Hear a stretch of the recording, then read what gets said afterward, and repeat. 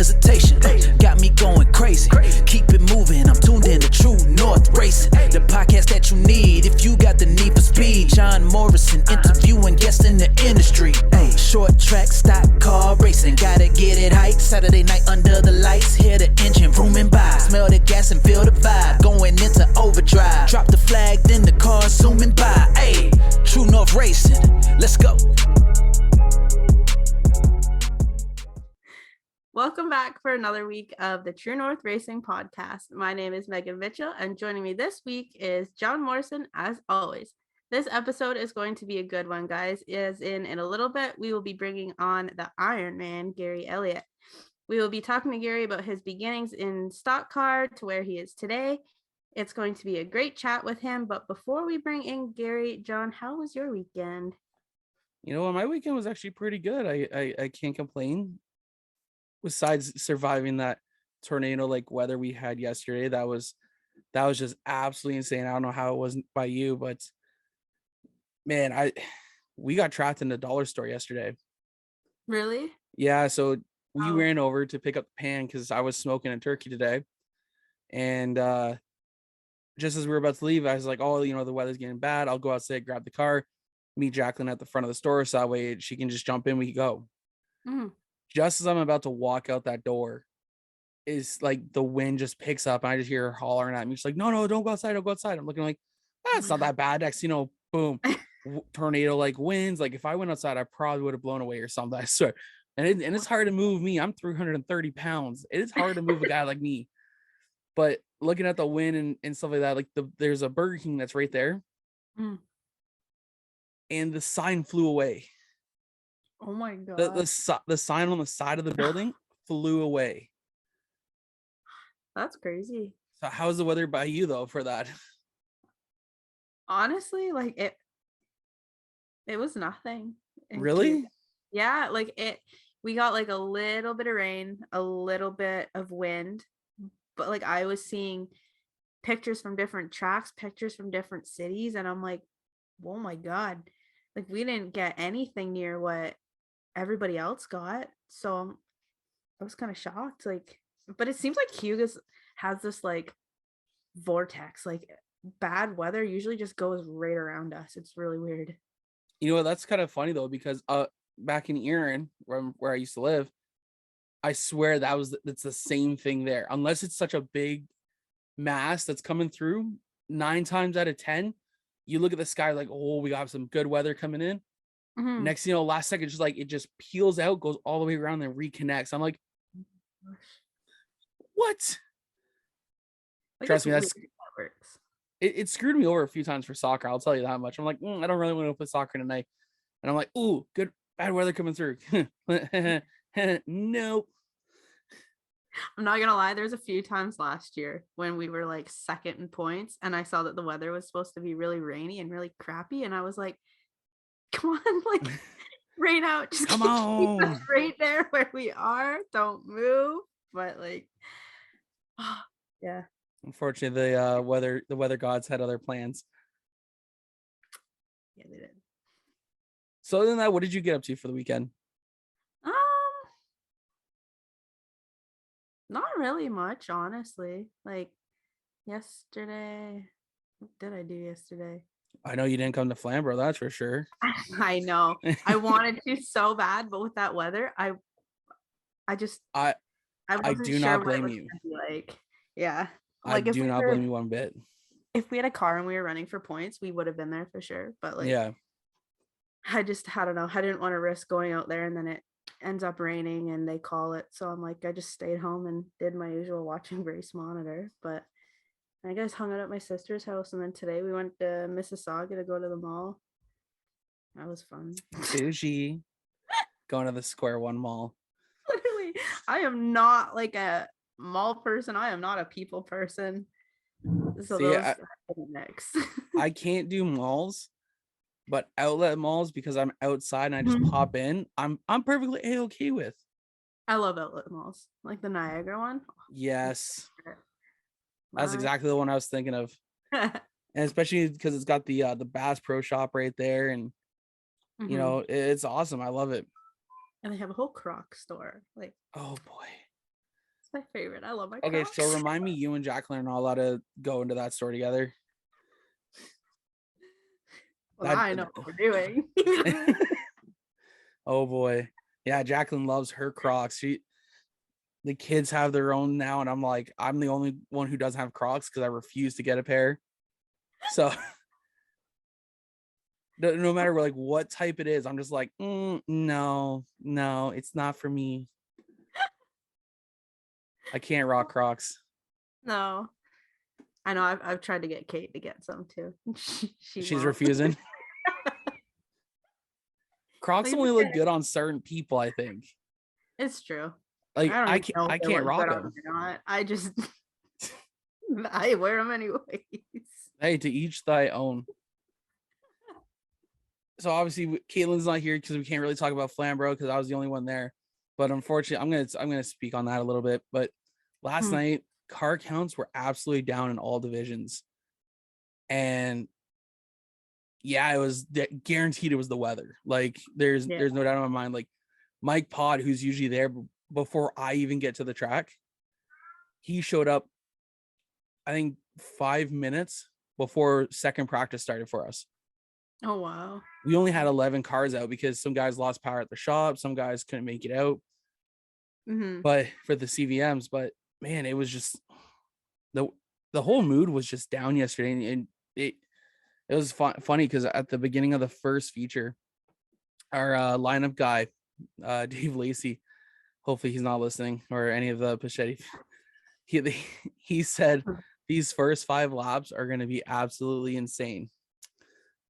Sure enough, going down into turn 1, 4-car pileup.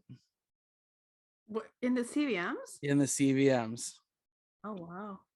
I'm still unsure what happened. I haven't watched the video yet. I have it on my GoPro, but I just haven't watched it today because I was too busy smoking a turkey. Take a drink every time I say smoking a turkey tonight. That's gonna be a game. I'm so proud of that bird. I'm sorry. It was beautiful. You saw it. Yeah. Again, you guys should have just came over for dinner. We would have had enough. I'm gonna have to do like a whole like potluck thing for us, and we supply the meat. You guys bring your own stuff. Come over for an afternoon. We'll have just smoked meat all day and stuff like that. Oh yeah, the 4-car pileup. So at they going down into turn 1, we had Scott Tinelli starting on the pole. We had Steve Murdoch on the outside, and I'm still not sure what happened, but the 24, the 8, and the 15 all got together, and unfortunately it ended the 8's night. The 8 loaded up. They were all able to drive away, and the 62 got involved but near the end because he was on the outside, and all the cars slid up the track going into 1. And so the 8 and the 62 were still in the wall. Everyone else was able to drive away, but the 8 and the 62 both got away. The only cars who didn't come back out were the 8 and the 62. They were just too much repairs to do on the 62, but they were able to get back out. The second feature was good, but the 8 loaded up and headed out home. And yeah, I don't know what happened. I didn't get a chance to talk to the driver of the 8 car last night, Ricky Williger, but all the divisions put on a great race. The Pure Stocks, they put on a great show last night. Cameron Thompson borrowed my GoPro for the night in feature 2, so there's some good footage there. He's going to get the footage for it soon, and he'll be posting it. He asked for it, and I told him, yeah, sure, I'll just put the GoPro in and grab the footage for you. And but yeah, he's got some good footage there. But the Pure Stocks put on a great race. We had 2 Joe Media drivers finish in the top 5 in each of their features. Alex Stewart got a P3 in feature 1, and Cameron Thompson got second place in feature 2, which was awesome. Caitlin Wallace got a P4 and a P5 in her features. She drove a hell of a race. We got up there when we could and watched them. So proud of her. Caitlin, if you're watching or listening, hell of a job this past weekend. So proud of you guys. You guys have not had a good start to the season, but hey, a 4th and a 5th place, you cannot be upset about. Keep digging. You guys are going to get out there sooner or later. Oh, I was so proud of her. So proud of her. I just went on a whole tangent there. Good God, I need to stop doing this kind of stuff. And I was supposed to let you do all the talking tonight too. That's the worst part. I set it up so that way like Megan was gonna like take care of most of this stuff, and here I am just taking it over. I just like to be here. We're gonna run through here because we got Gary coming on in just a couple of minutes here. So as I said, we're gonna do our Joe meter rundown. In the pure stocks, Alex Stewart finished with a P3 and unfortunately DNF to second feature. Cameron Thompson got a P6 and P2. Caitlin Wallace, as we previously mentioned, got a P4 and a P5. Alan Lincoln up at Sunset today was subbing in for Madison Teen Camp. He came home with a P3. In the super stocks, Brandon Feeney came home with P6. In the CVMs, in the Canadian modifieds, Ricky Williger DNF'd, unfortunately for the night. Scott Sinelli got a P6 ×2 for both features. Scott Arsenal got a P8 and DNF.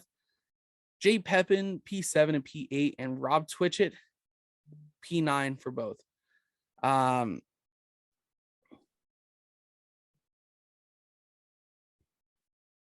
That actually was kind of funny. I wish I got a picture of that.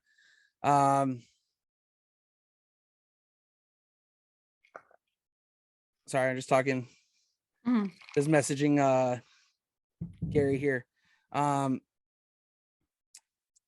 What was hysterical though is Rob actually put a piece of painter's tape in front of Connor Ross's name and it said not Connor Ross. I wish I got a picture of that now, but it was pretty funny. So before we're gonna bring in Gary, we're gonna finish off our mental health chat here, and we'll probably get through it, and then we'll talk. We'll circle back after our interview with Gary, and we'll cover whatever else we need to cover, and talk about what else we have, whatever, if we have questions or whatever, and we'll go from there. So guys, this is week 3 of our mental health chat.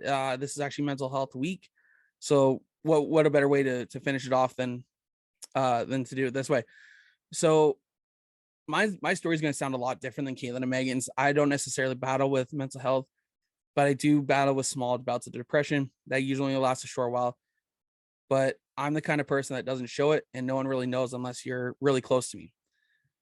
Over the many years, I've seen people I love struggle with their mental illness, and it's tough feeling sitting there seeing them struggle and sometimes not be able to help them. I've always been the person people can count on to sit down and talk to with, because even though I may not understand what someone is going through, doesn't mean I can't be there for them in their time of need. I've struggled through my own stuff for a long time for me, and I've buried it down and made myself so busy that it's hard for me it's hard to surface, which is why I have, the CVMs, Jomo Media, Sobel Speedway, whatever else I can do to fill my time. That's what I do. But when it does surface, I usually shut down for a day or two, don't really talk to anyone. Usually I just need a good drive, good music, and that's pretty much how I get through it. I don't usually talk about it because I felt alone a lot of the time. I only have a few friends, and I don't want to push them away by talking about my struggles. And I don't want to burden them. So I don't want to burden the people I love. And a lot of that feeling is from my mom passed away in June of 2011 to cancer. I was looking up for my brother and sister, making sure that everyone was focused on them, making sure they were taken care of.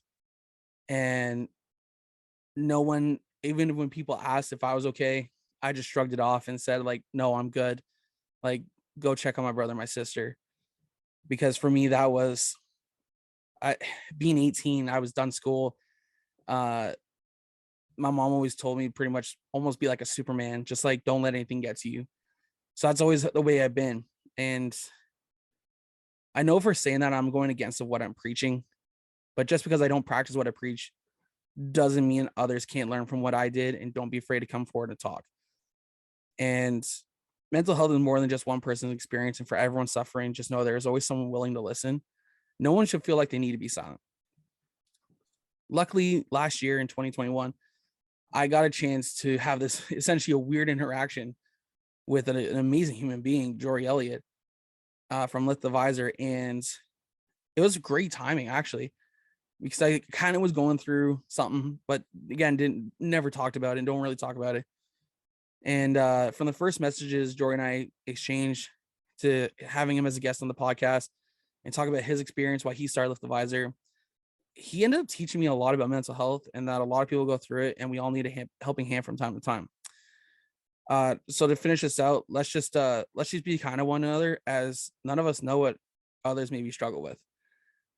And so that's my backstory. That's my little chat. And that's what it means to me.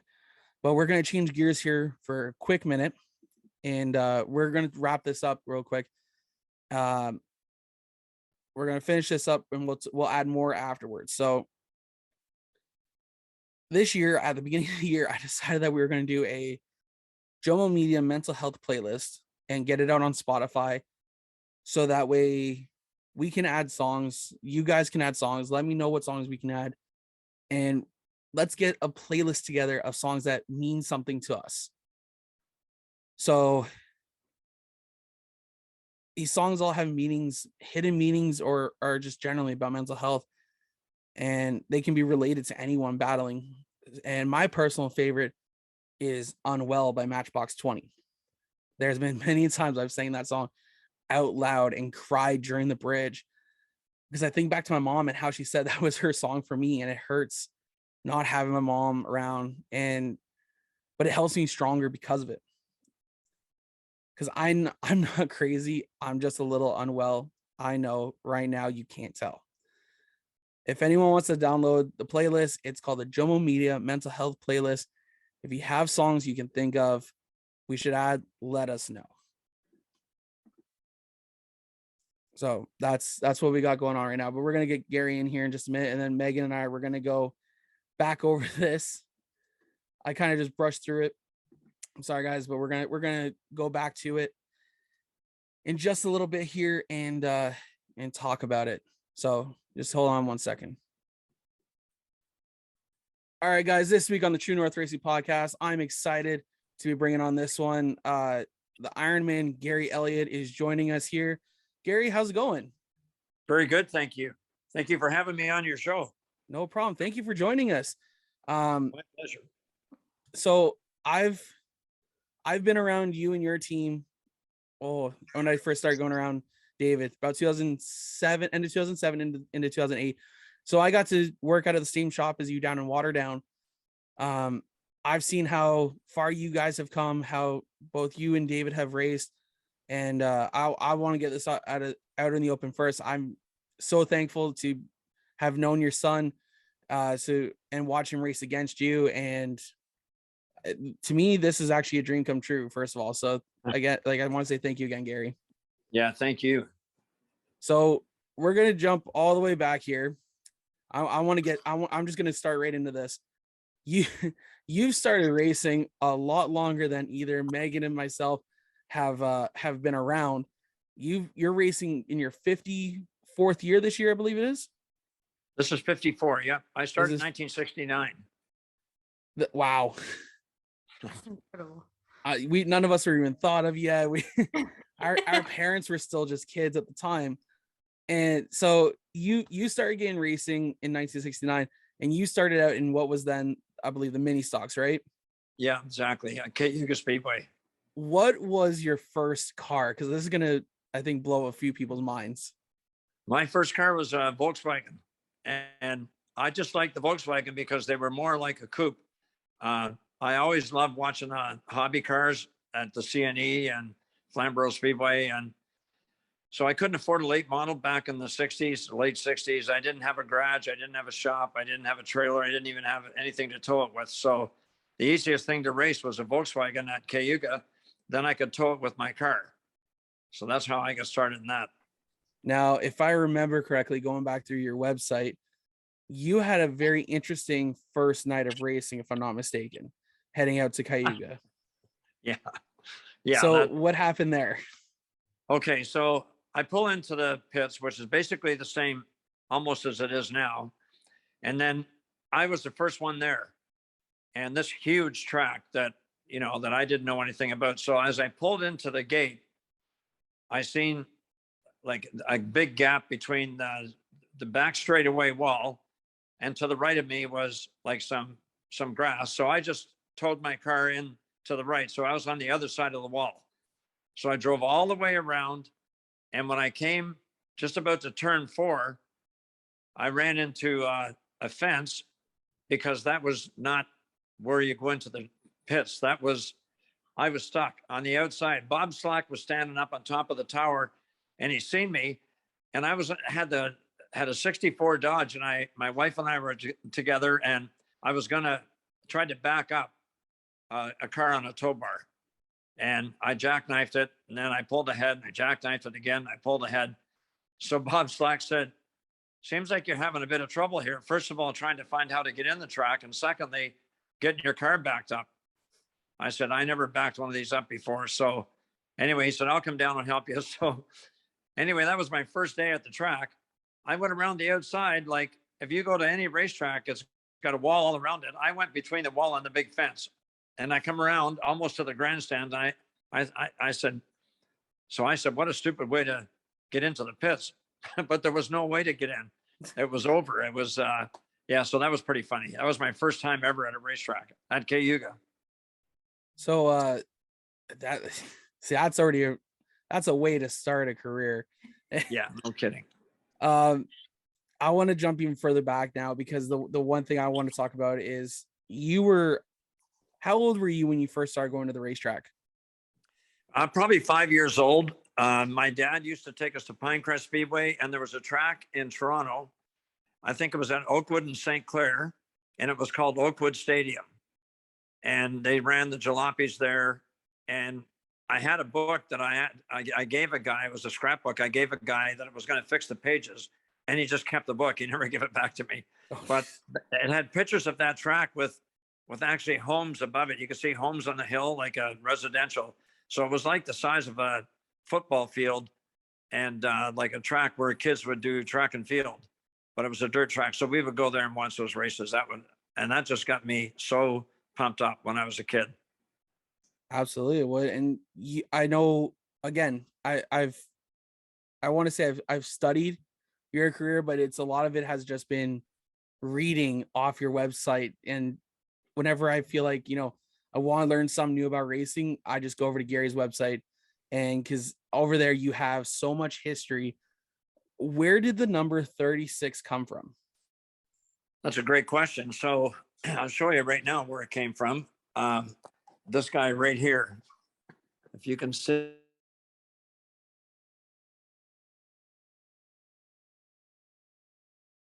Sure. Number 36. He was my favorite driver when I was a kid. That's him there. Can you see that? Yep. That's him there. 1966 Flamborough Speedway Super Modified Champion. So I would go there every weekend. I'd go and watch the races. I'd be around 17 years old. 1966, I would be almost 19. And he was my favorite driver by far. So in 1972, when I bought my first hobby car, so I painted my Volkswagen was number 36. And then when I went to hobby cars, they had, like, at that time, they had about 100 members. So I asked for 36, and they said it was taken.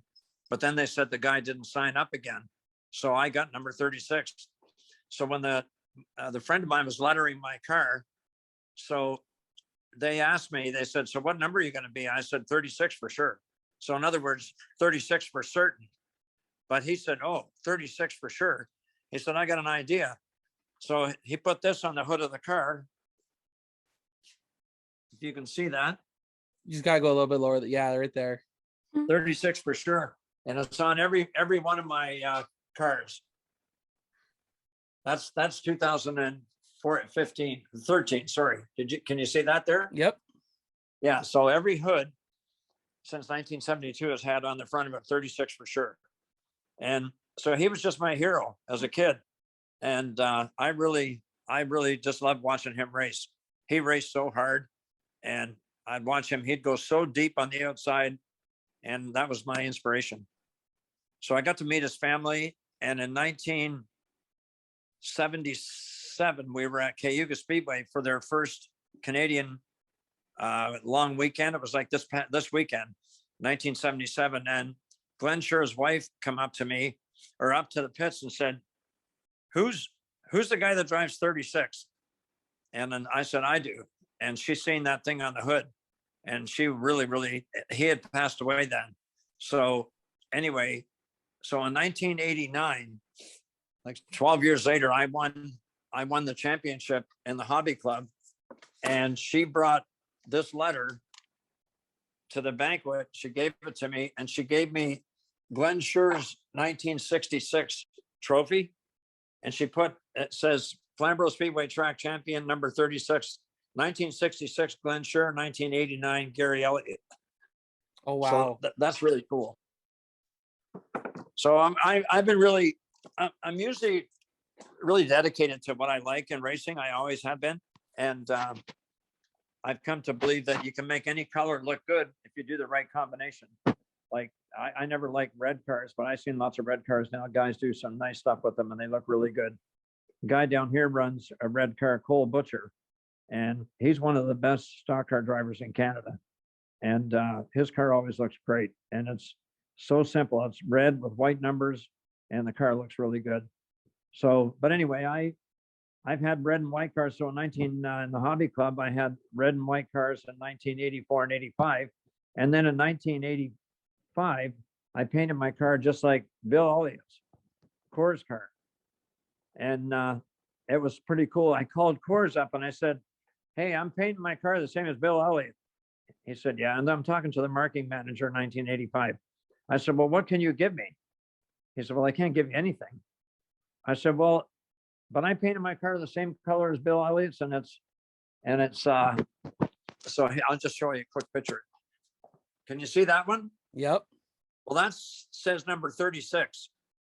So when Bill Lyons retired from the hobby club, I used the number 9 in 1985. And I don't know if you can see that. Tell me if you can see that 9. Yep. Okay, so I painted it 9. It looked identical to his car, except it was a coupe. So, and ironically, so that 1985 was my 74 was actually my 12th year with the hobby club. And it was the first year I won best appearing car. So my first best appearing car award, I won it once in 1969 at Cayuga in the Volkswagen. Then I won it with that car 11 years later. Well, not 11 years later, 16 years later. And that was my first best appearing car award in the hobby club. And So, you, and I you still won plenty of those in the hobby club. I don't, that's the only year that I ran number 9 for a full season as my own car. But just to jump ahead a bit, in 2009, I had 2 late models. So I ran one full-time at Delaware, and that was number 9. Mm-hmm. And then I ran my other 36 at Flamborough Speedway. I remember that deal because you had you ran the 9 car Friday nights at Delaware. We were running with David. David was running Friday nights at Delaware as well. And then Saturdays the car would be switched over, and then you guys ended up having a secondary driver. And I remember for a few nights, I can't remember how many, if he ran a full season or not, but you guys did have a second driver, so you guys ended up having 2 cars at Flamborough, I think, for most nights. Am I right? Yeah, I ran the 36, and I can't think of his name right now, but he drove the 9, but he only did for about 5 or 6 races. Yeah. And then he just couldn't commit anymore. Yeah. I couldn't remember who it was. I can't remember the guy's name either. And that's frustrating for me because I was around, that was like the prime time I was around you guys. And I remember it was a drag racer. Oh, no way. It was a drag racer, I believe that, because I think you guys were saying that at the end of at the end of the straightaway, you got to put a sign that says "turn left now" or something like that. Yeah, I remember overhearing that over the times when we were out there working on the car. But you spent, how many years were you with the CVMs? 33. 33 years, and you were I believe you were a president of the club as well for a number of years, were you not? Yeah, I was 7 years I was president, and then another 20 years on the committee. So I worked hard on the hobby club, always. I love that series, and it was hard because when I first became president the first year, I used to park my car in a different place every week so that nobody would ever think I had any favorites or anything. Yeah. I'm just going to show you a picture right now, if I can, of that car. And if I could, it'll just take me a second here to find it. No worries. So here's the Delaware. Just tell me if you see that car. Yep. Okay, so that's it. That's my number 9 car that I ran at Delaware on Friday nights. And yeah, it was fun. I had a good time running it. There's me and David and the 9 car at Flamborough. Yeah. So, Jeff, I just can't think of his last name. But anyway, I should know it. But anyway, he only came on Saturdays, and we raced. But he kept maintained the car. Yeah. But that was always a lot of fun, and you've had a lot of success. I got your stat sheet up here because to me it's remarkable. There's a reason why we call a lot of people call you Canada's Ironman. You have 859 consecutive nights since 1987. Like that's a lot of time and a lot of dedication to this craft. You've won 2 championships, over 1,300 nights. I'm 40 feature wins, 46 different tracks, 260 wins overall. Yeah. 19 feature wins since turning 50. Yeah, that was pretty like good. That's just a stat. Like, I don't care who you are. That's a remarkable stat. Like, they always talk about the oldest winner in NASCAR. Let's turn the page and let's look at Gary Elliott here for a second. Because I'm just like looking at this and the series you've raced in, the demolition derbies, the mini stocks, the CVMs, limited late models, pro late models, the Oscar modifieds. There's nothing you haven't really raced and you've put your heart and soul into the sport for 54 years now. 44 complete seasons. I completely missed over that stat because that's already right there, a remarkable feat in my opinion. What really drives you each year to get back out onto the track? So every year, except I've been sick the last few weeks. I had my birthday was April 14th, and for some, I don't know what happened. I got food poisoning, and then I never really recovered for about 3 weeks. So, but I was pretty good. So I was kind of worried about opening day for this weekend because usually I'm in good shape and I can't wait to get going. And I just bought this machine. I don't know if you can see it. Maybe if I turn this right there. Yep. You know what that is? No. Bowflex. Oh. So somebody said to me, he said, how are you going to make your car go faster this year? What are you going to do to it? I said, nothing. The car's already fast and the driver needs to be faster. He said, well, how are you going to do that? I said, because I bought a Bowflex machine, so I'm going to just try to be stronger and be able to last longer. So that was the reason for that. So I was fortunate that I got that sponsored to me by the Canadian Tire Store in Truro, Nova Scotia. Oh, wow. Yeah. So last year he sponsored me a couple of impact guns. And this year he did. Well, that's still money. I didn't get money from him, but I got that. And that's good. I was really happy to have that. And I've used it about 20 times, and then I got sick and I didn't use it anymore after I got sick. So I'll go back on it this week. That's even better. You're definitely getting on that Mark Martin regiment there. Trying to get that Mark Martin physique out there, eh? The what? Mark Martin what? The Mark Martin physique. Oh, yeah. Guy's over 50 years old and you're still ripped. Like, yeah. But you've been racing. That's not me, but I'm not. But yeah. You know what? It's really arms and shoulders and chest and then breathing. So if you run out of oxygen, like if your lungs can't keep up with, because that's a lot of work. you know, when somebody asked me a few years ago if I went to the gym, I said, yeah, every Saturday night when I go racing, because especially in like in Ontario, it wasn't as grueling because Flamborough had twin 35s for late models. Yep. And the hobby clubs had one heat and then one feature. So, and the feature was 25 laps and the heat was 10. But then I was in my 30s and 40s. So I didn't need to work out because I had enough energy inside of me, just that I didn't need to work out.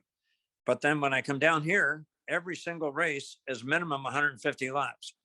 So it's grueling, like, and they're fast tracks, and all these kids, I'm racing against people from, I don't know, 20.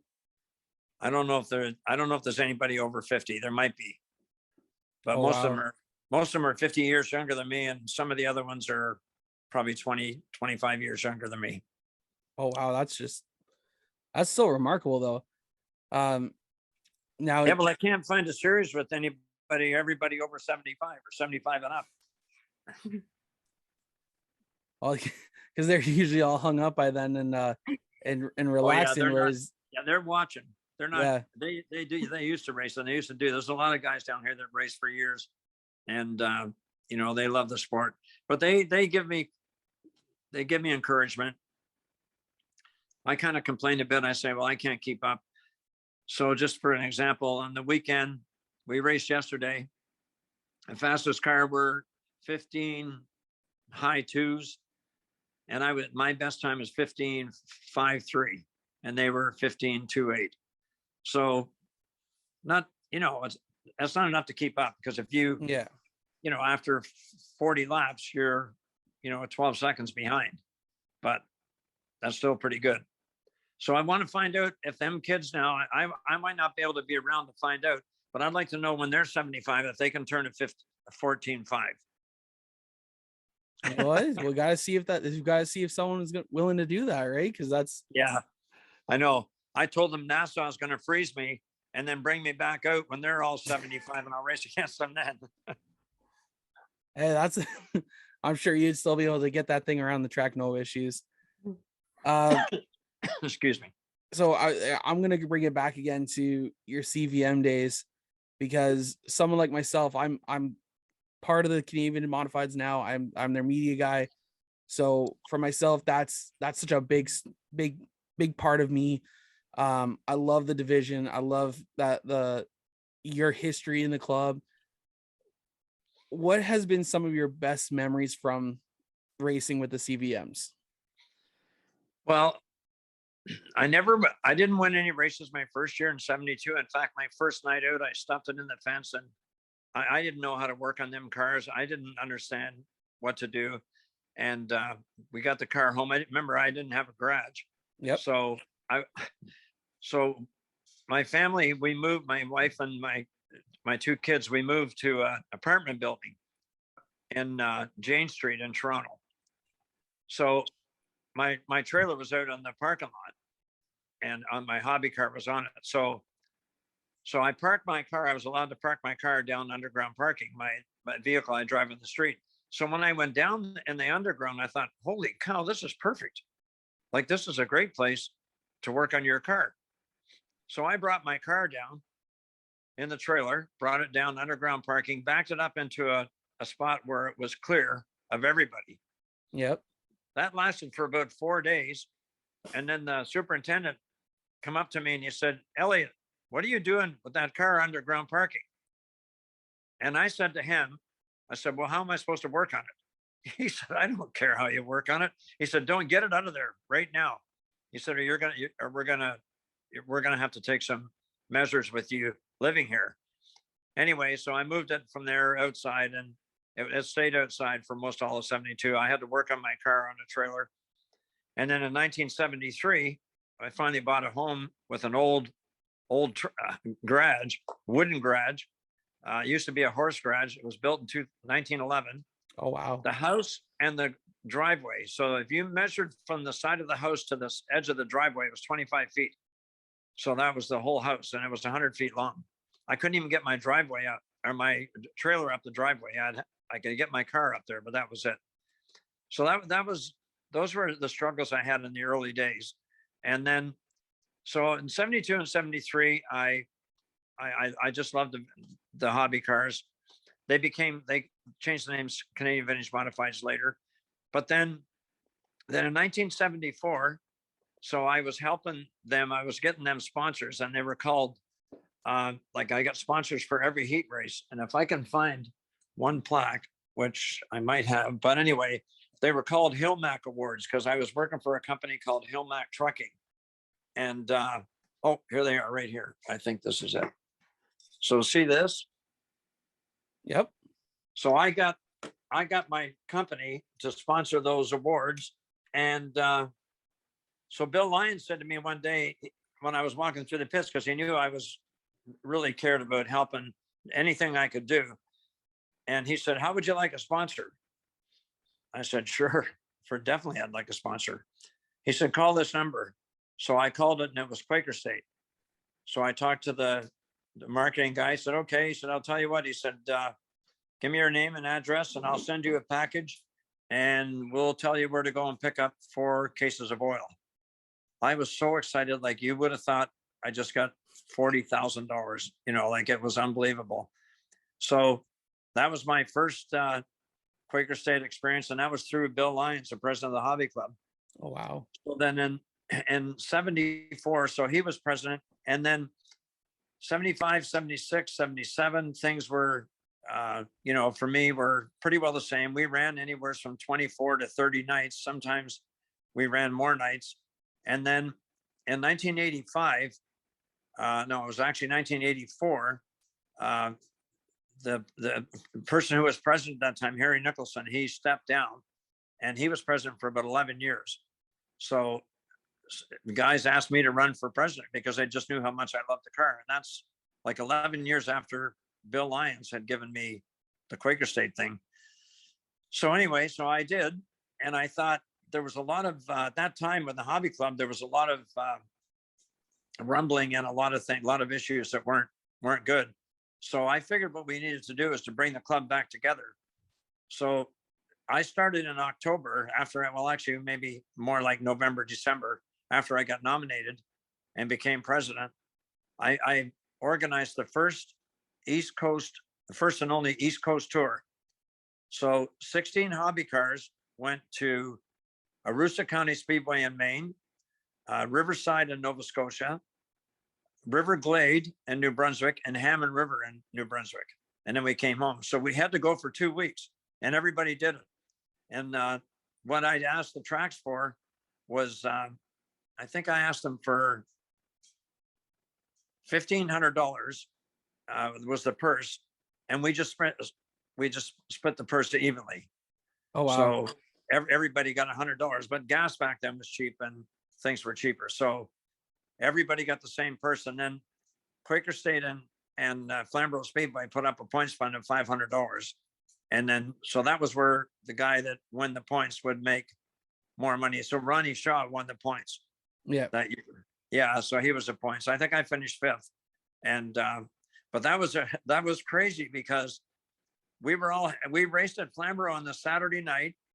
And then we all come out on the Flamborough Speedway at the end of our feature. We went around the track and stopped at the start finish line. And John Caselli gave us all something. I can't remember what he gave us. And there was a guy from Quaker State there, gave everybody a case of oil. And then we drove off the track, and the announcer said, these guys are heading to Nova Scotia for 2 weeks. So anyway, we went, and it was quite an experience, but it was really fun. And I was president for that.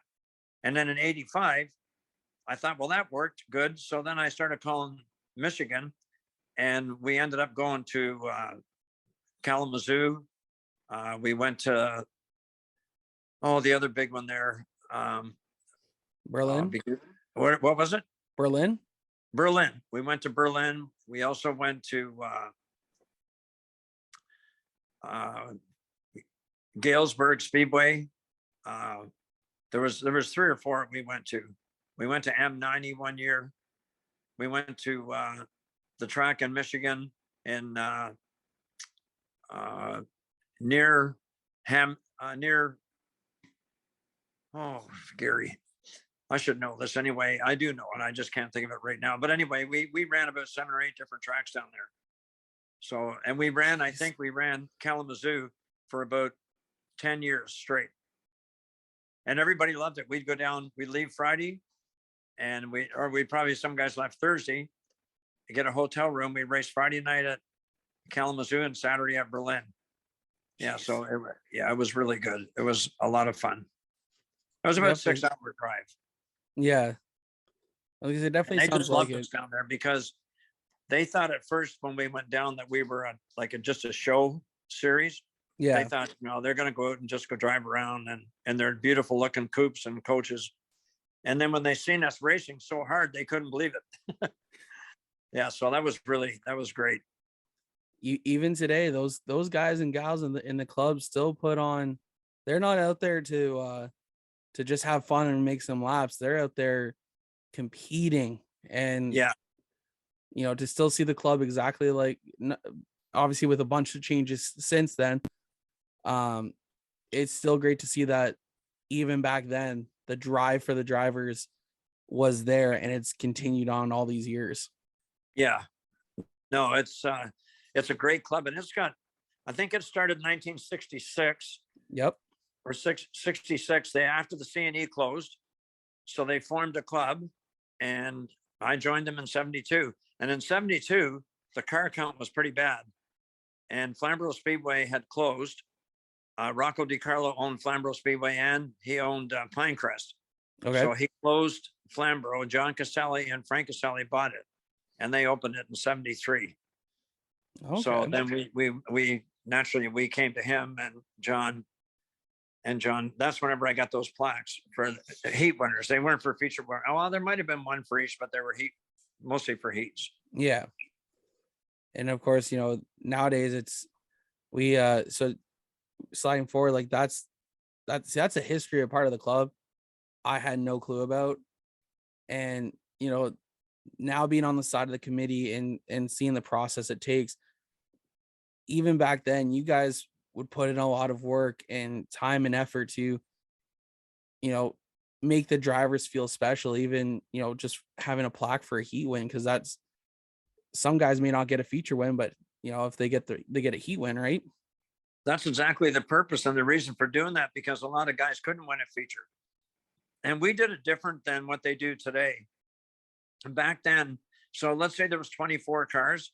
There'd be 8 cars in the first heat, 8 in the second heat, 8 in the third heat. So they would qualify 7 out of each heat. So 7 out of the first, so that's 21. And they would run a consi. Let's say they had 28 cars, they would run a consi, and they would still run a consi anyway. And then the last 3 would go to the back. Okay. So, and the lineup was always done 2 ways, either average of money or where your average points were. So if you were leading the points, more than likely you were starting 20th. Yeah. Every week. In 1988, 89, and through the 90s, a lot of times I was starting mid-pack or at the back. But the year that I was leading the points in 89, I started at the back quite a bit. And that gave us a chance to win an award that was given out for passing the most cars. Because if you're one of the top runners and you were starting 20th every week, and you'd have the likely be able to, but it put on a way better show and the guys up front in the first heat, that gave them an opportunity to win a feature, because the first heat cars would never win a feature if they had to start at the back. Yeah. So where they do it today, all the fast cars are up front. But I asked a promoter one time in 2013, I said, how come you start all the top cars at the front? How come they don't have to go to the back? He said, because I'm not wrecking $50,000 race cars.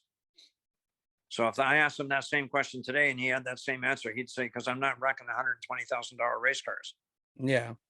So that's, the hobby club is really good. They were by far the best backup show at Flamborough Speedway ever. And so now that John Carley's doing a great job, he's trying to get them back up again. He's making a few changes to get guys to do more things with their cars. But obviously the most important thing is car count. That's the most important thing to any promoter. Be honest with you, he doesn't care who wins. A promoter doesn't care what kind of finish you have, but if you have 24 cars, that means number one, his back gate is going to be decent because each one will have 2 or 3 or 5 pit crew. And then the other thing is he's going to have something to show his fans. And if you put on a good show, then man, oh man, then you'll come back like to that track. You'll be back there and sometimes they can't get you because the hobby club, Flamborough Speedway, back in the early 80s and throughout the 80s, they wouldn't give us any weekends off. Like they said, nope, you'll always be here every Saturday. And so we could go to Delaware on a Friday, and on long weekends we could go to Barrie or Sauble, or one of the other tracks. But you know what? I understand that because we were his money, and his late models only had 8 cars. Yeah. So right. So you're not going to let a 20. You don't want a 24 to 30. And I think in 1977. There was one night when we had 49 hobby cars in 1977 at the track. It was the highest ever. Most of the times we had 35 to 40 cars. So they developed what they called a little feature. So the top 24, 21 cars would go in the A feature. And then whoever's left over would go in the B feature. And you had to win the B feature to qualify for the A feature next week. Oh, wow. So yeah, that was back whenever there was lots of cars, and the racing was good. The only thing that really made it tough back then was those inline 6s, because we just kept screaming them and they would explode. Yep. I have a picture of I think it would be 1977 at that house that we bought in 1973. One of my guys is helping me. We had to pull the engine out, and this inline is laying on the ground. And the quote was "suicide bomber," because these engines just explode all the time. It's just and not everybody engines blew up, but somebody asked me how much I spent in the hobby club in the 33 years that I was with them. I said, well, I bet you I spent $150,000 on engines. Yeah. So that's easy, $5,000 a year. And then by the early 2000s, I was spending a lot more than that on an engine, more like 8,000 or 9,000. And by 2017, I think they're spending around, well, now that they've gone to the crate, which is the smartest thing, the 602 crate, that's by far the smartest thing to do. But there's guys that still want to run an inline. So you know what, you don't want to stop them from doing that. Absolutely. Mike Pod is still in the club. He's still racing. He Yeah. still runs an inline 6. Oh crap. What's Jim Swears? His old car is still out there running an inline 6. Yeah. Doug Hood was out last year. He had an inline 6. Mike Klotz still has an inline 6. Yeah. There's still Dougie blew up last year. Which one? Doug Hood. Yeah, he blew up at the APC series race that we were involved in last year. I felt so bad for the hobby club. They didn't have that many cars, and the one when Dougie blew that motor, it took out like 4 cars. But that's what it did all the time. Like, and back in the 70s, when we set early 70s, mid 70s, when we'd have a full field of cars, and I usually, like, I might start midway, depends where. If I didn't qualify, I had to go through the country, I'd be at the back. But all I was doing, I learned to watch 6 or 7 cars ahead. And the reason why is because you were looking for that puff of smoke, because you knew if somebody blew up, there was going to be 10 of us. We're going to be angled parking into the cement wall at about 70 miles an hour. So that's just the way it was. Somebody would explode an inline, and we'd all go flying into the fence, sideways, backwards, doing 360s as we're going down the track just to slam into the fence. Oh wow! But that was the inline. It was somebody asked me about the inline one time, and I said I put an egg timer on my dash and just hope it doesn't blow up. Yeah, because those motors, nowadays they're just, like you said, even back then they're just grenades. And luckily sure, we have a lot of guys who moved over to over The to 602 crate. over to the 602, which is, Yeah. like you said, the best decision they ever made. And you know, I believe you were one of the first cars to go to the 602, right? I was the first one that went to the 602. I went to the 602 in 2009. So I still can't think of Jeff. Oh, it's Lawson or I the fellow that drove my car, the number 9 car. Yeah. I wish I could remember his name, but anyway, so his brother Jason was going to drive Lancaster. Yay, finally. I knew it was L. So Jeff Lancaster drove my number 9 at Flamborough, and Jason Lancaster drove my hobby car. So that was the deal that I made with them. So Jason goes out on opening day 2009, and the motor blows up, and it was rod right through the side of it. Yeah. And it wasn't his fault. It's just that happened. So I went to the hobby club in 2009, and I asked them if I could run a crate motor, 602, and they said no. They said, we're not going to allow any V8s. They said, and their reasoning was that will take away from the originality of the club. Well, I argued with them, no, it won't. The originality of the club is the body styles. That's 100% what people look at. They don't look at the engine, but the noise from an inline 6 at 7,200 RPM was wild. And I get that part a lot more than a 602, but that revs at 6,300. So anyway, I finally, in 2011, I believe, or 12, they said yes to a crate motor. So I put a crate motor in 2010, I believe, or 11. And then I sold that car in 2013, I sold it. And I bought an Oscar modified in 2014. And that's when you started going back and forth between your pro late model and your and the Oscar modified, right? Yeah. So what I did, because I always wanted, like, I keep all my stats, and you'll see I have at the end of last year, I have 44 seasons of 100%. So I had to pick which series I was going to run. Either it was going to be a late model or it was going to be the touring series. So if I was going to run, when I ran the hobby car and the late model, I had to decide in the off season, am I going to run 100% with the hobby cars or 100% with the late model? So I ran 100% with the late model up and from 2005 to 2013. And then in 2014, when I got the modified, I loved it so much that I ran 100% with the Oscar modifieds. And then I ran the late model any night that wasn't a conflict. And there was some nights whenever we ran the modified at Flamborough that I ran both cars.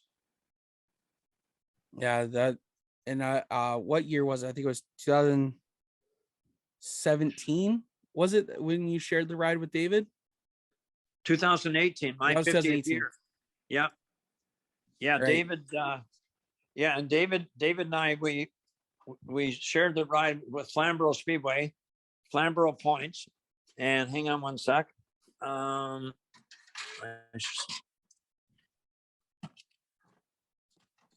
thought I know I have, but anyway, David, I might have it over here. So David drove it, I drove it, we both drove, but I only could run it 4 times, and he only wanted to run it 4 times, but that was enough to give us 4th in points. So that was pretty good. Yeah, I have a picture of him with that car, but I just don't know where I got I've kept all my autograph, like I have so many autograph cards left over. So I always keep them, and when people ask for an autograph, then I have something to give them. The one thing I want to bring up right now, because with you walking around, Megan and I can both see it, is your shop is essentially just a huge museum. It looks like to your racing career.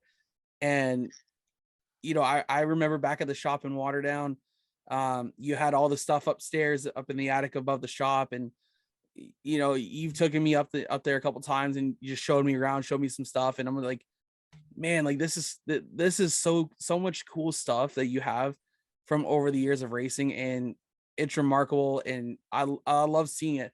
So anyone who's listening right now, you got to get over to our YouTube channel and just see it, because you guys can see and pick stuff out in the background. I seen a hood from the last Motorama show you were at. I seen the last one. It looks like yeah, actually, that's right. That was 2019. Yep. My last year at Flamborough. Yep. That's 2019.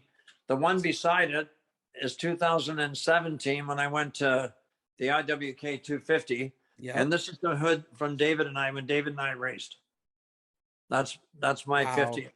50th year. This is my 40th year with Quaker State. Yep. So that was when I was running the limited late model. And this is my 2008 with my 40th year. See, I remember all these. Here's hoods. those awards right there.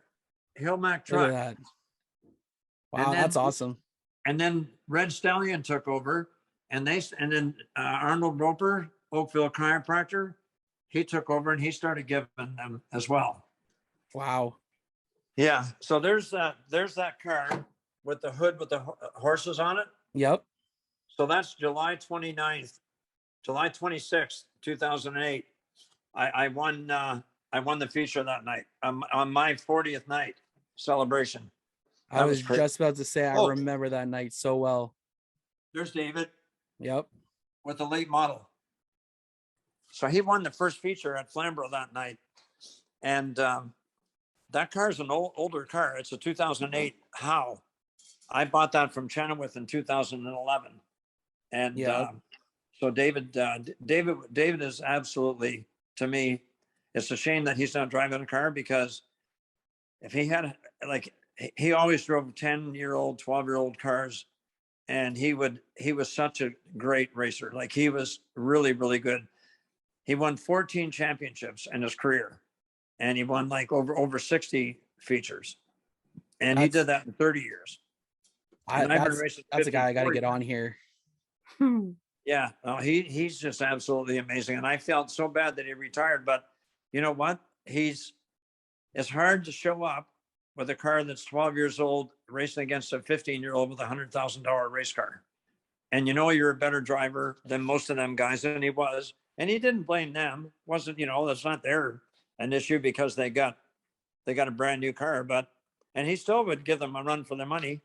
He finished 4th at Delaware, won 3 features that year in 2014 at Delaware Speedway.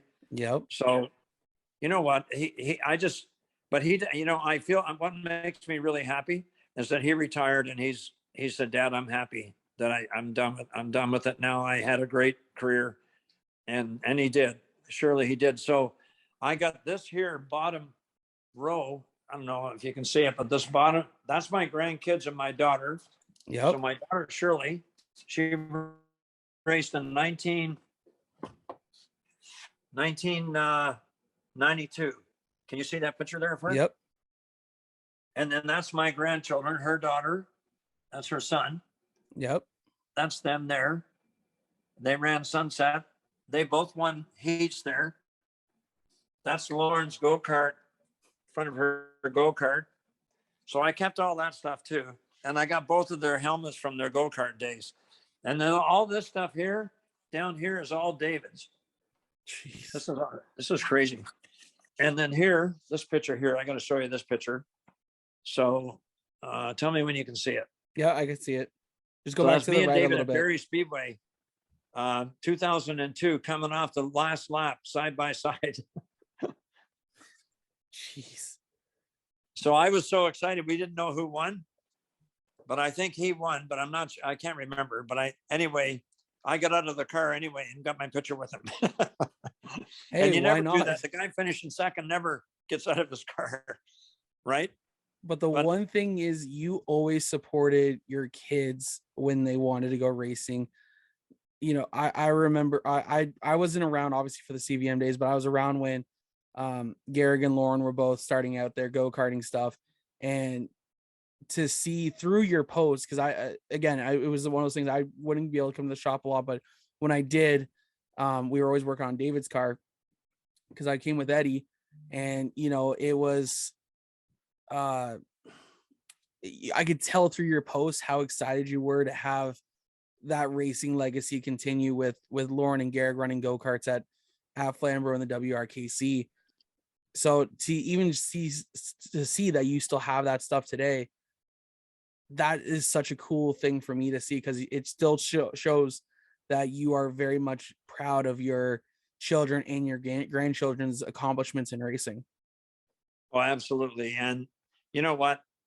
And it is what it is. You know what? I know lots of guys that have, and I'm not going to mention any names because I'm not saying this in a negative way, but there's a lot of kids that are racing with really, really the best of everything, including the haulers, including their trucks, including everything. And you know what? If I had been very, very successful in what I was doing, I would have done exactly the same thing. I don't begrudge anybody for giving their kids the best. Like, I got a 1,000 square foot shop, and I know guys are racing against me, and most of it's memorabilia, but there's room to work on the car.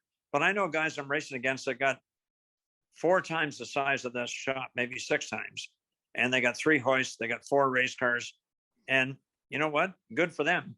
And I just wish my kid could have got that chance. Like, I wish, but it was just too expensive. Like, it just, not every father or every grandfather or every wife will allow the husband to go and buy, especially today, a new car. Today is probably 120,000. Oh yeah. And that's no spare parts, not painted, not lettered.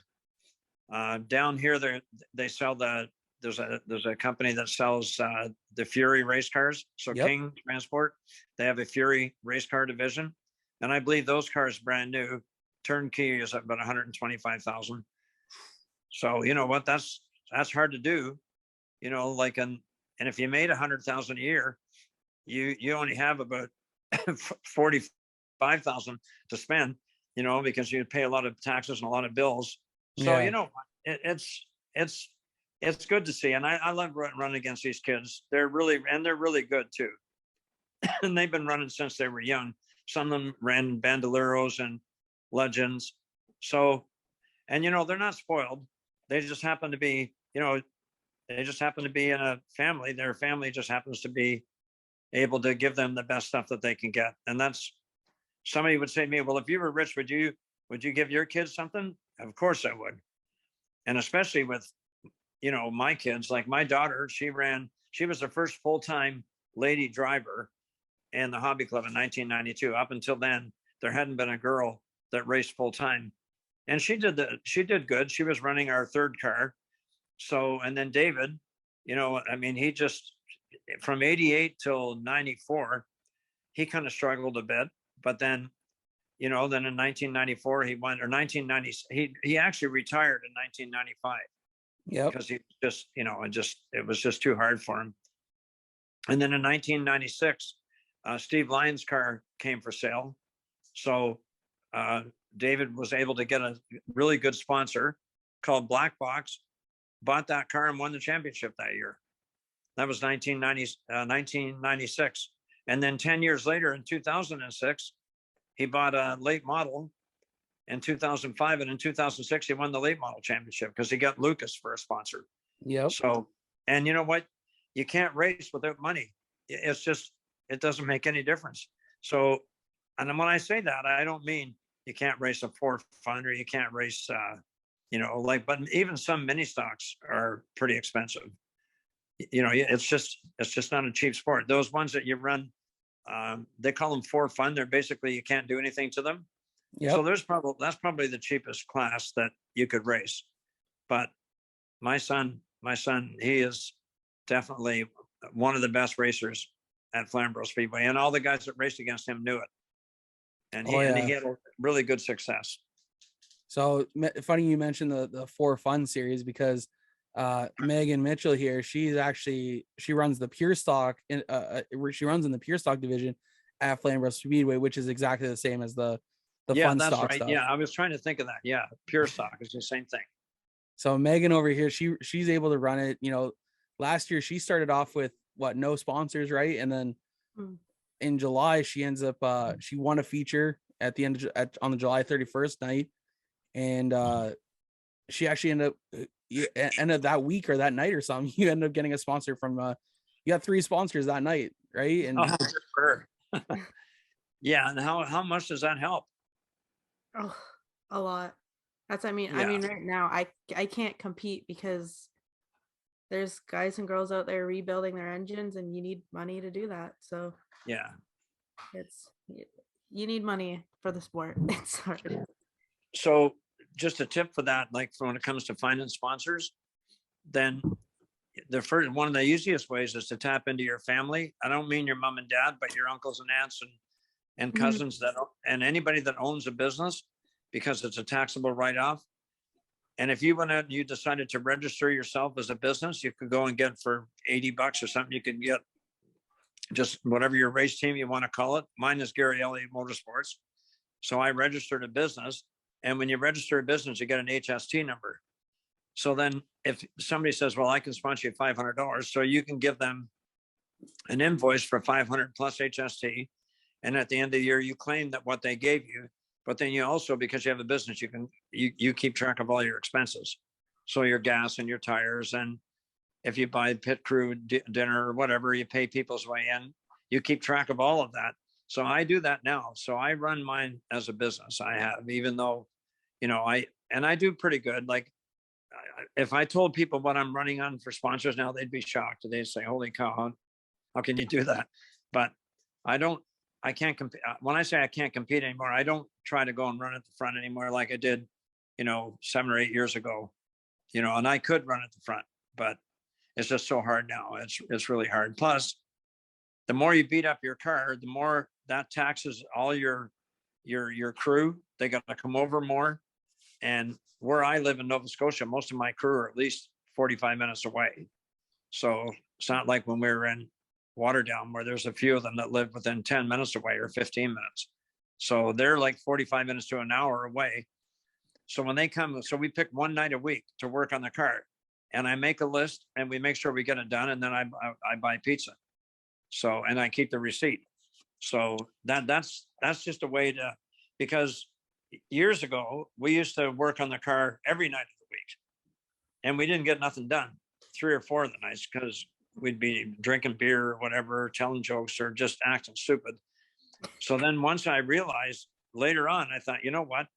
So we have it, when they come in, we have small talk and stuff. And now 100%, here's the list, guys, let's get this done. So Chris, you can change the gears. And Alex, we will do a nut and bolt. And Jack, do this. And Bob, let's work on the body and fix that and make sure all the sponsor logos are in good shape so that we don't have an issue where one day a sponsor brings his family to the races, say, hey, I'm sponsoring a car there. And the week before, somebody rubbed the tire on the back panel and it took the guy's name off. So the driver, the owner of the car, decides, well, they don't give me that much, so I'm not going to worry about going and spending $15 on a sticker. So guess what? The guy who comes, brings his kids. Hey, Daddy, where's your name? Well, I don't know. It was on there 2 weeks ago, so it's not there now.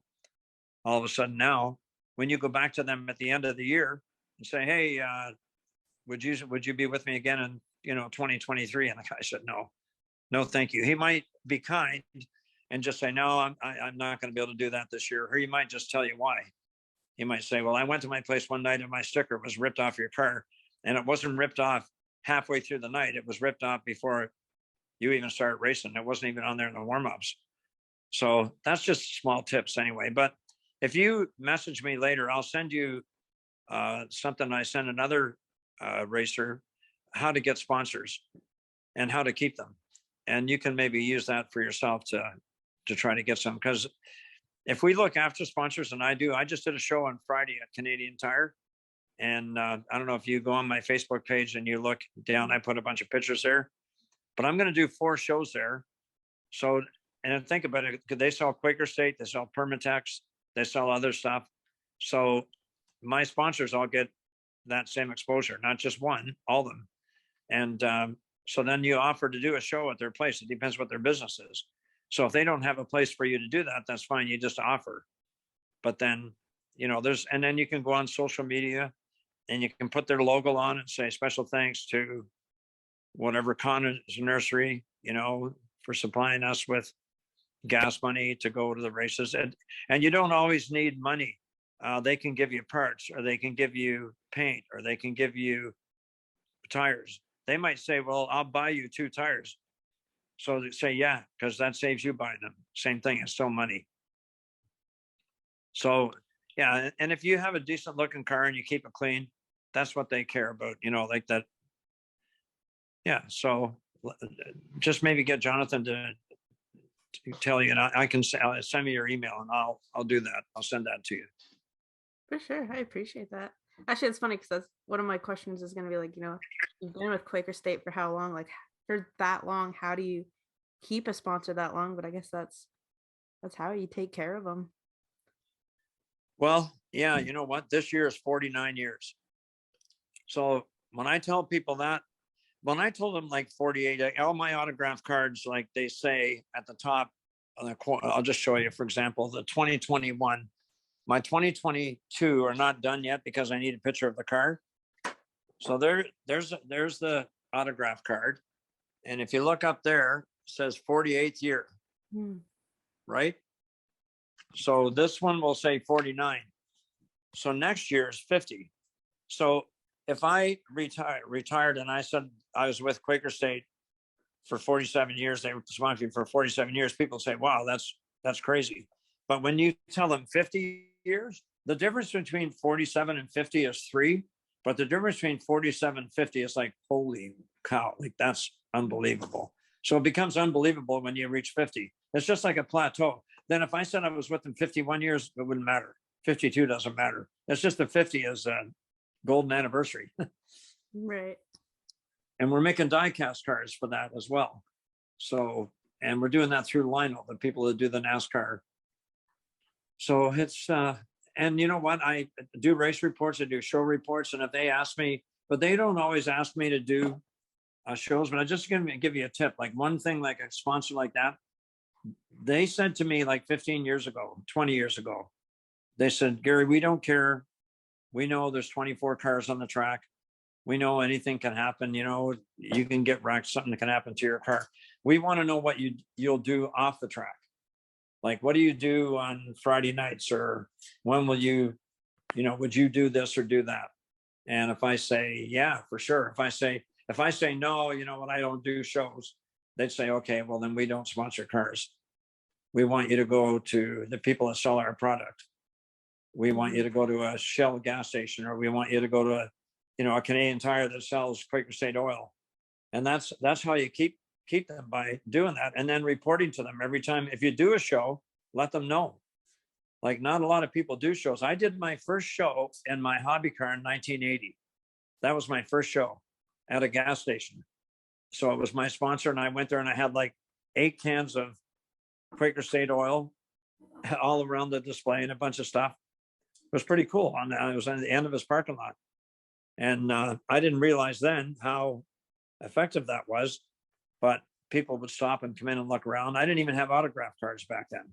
I didn't start getting autograph cards till 1991. So things change. There was no social media then. So, and no newspaper's that's not going to be a big story. You know, in 1980, they're talking about the Toronto Maple Leafs, or the Blue Jays because Blue Jays were in their 3rd year in 1980. So yeah, you know what? There's so many ways to look after your sponsor, and you just got to be creative, and lots of people are, and that's how you keep them. That's good to know. Thank you. You're welcome. I feel like I'm going to be intruding here, but because that's exactly like I one person I figured, you know, would help out a lot, and especially talk about sponsorship and how to keep them and how to maintain them. You nailed everything on the head, obviously, because you've been doing this such a long time. And for Megan herself, like this would be her 2nd year if she was racing a full season. But she's still new to the sport. She's still making her way into the garage, essentially. Right.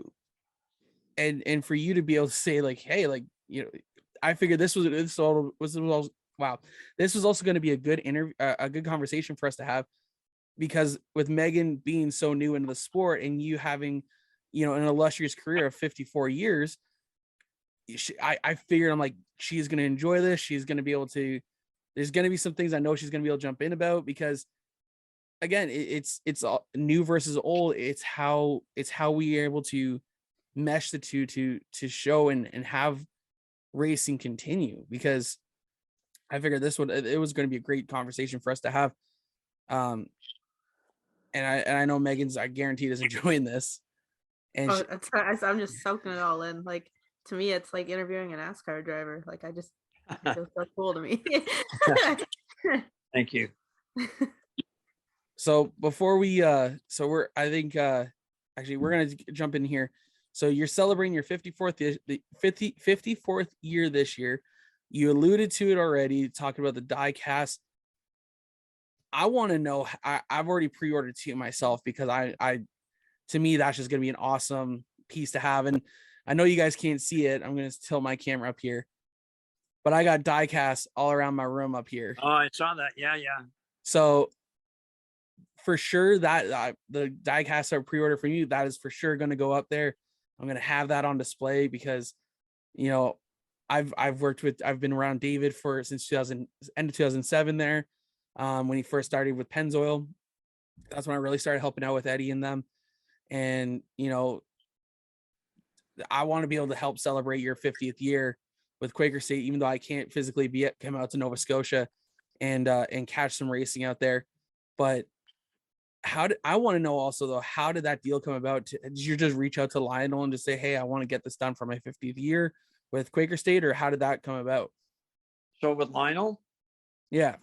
No. So I started searching who does die-cast cars, and there was a few people that did them, but there was a lot of small companies that did them, and I was told to watch them because their cars are not very good. So I went to I found out that Lionel bought up a lot of companies, like this one right here, this die cast.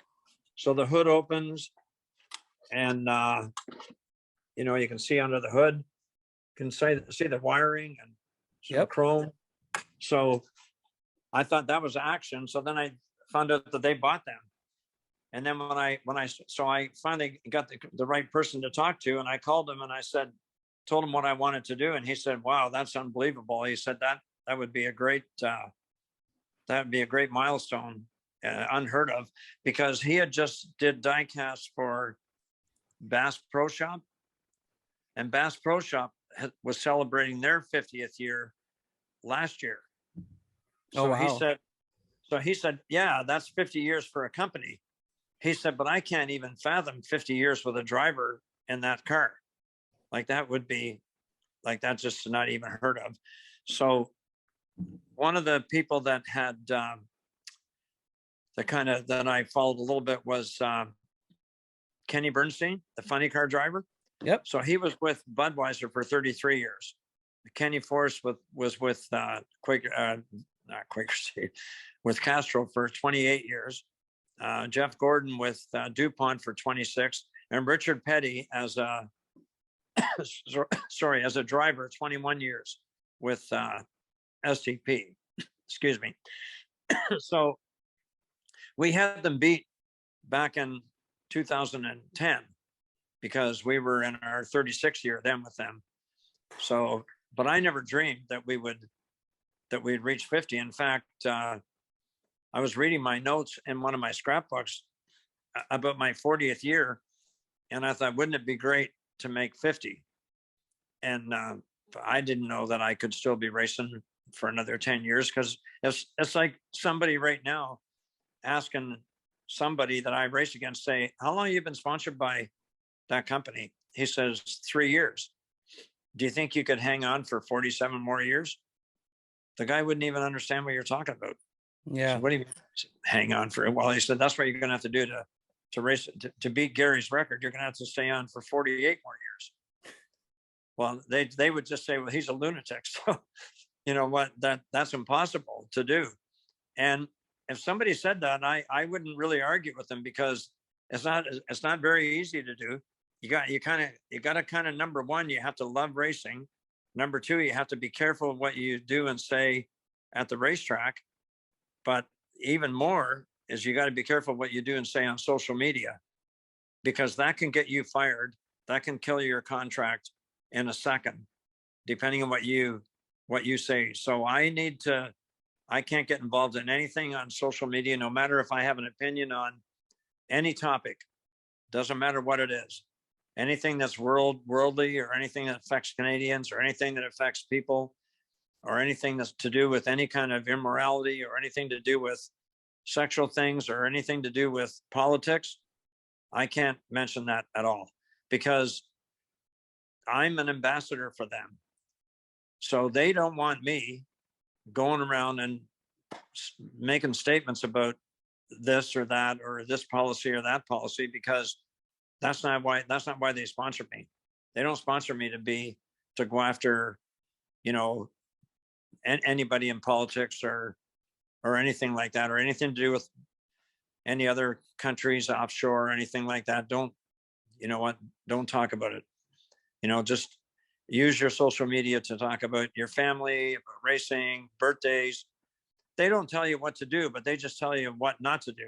So then you find out, well, you're pretty limited, because you got to be careful. So I just post racing stuff on my social media. That's all I do. Yeah, I think that's the thing that's, that hinders a lot of people nowadays, is because, we have these outlets to express ourselves and to talk about ourselves. But the moment we do, it can come back to bite us in the butt. And, that you never know who's listening. You never know who's watching.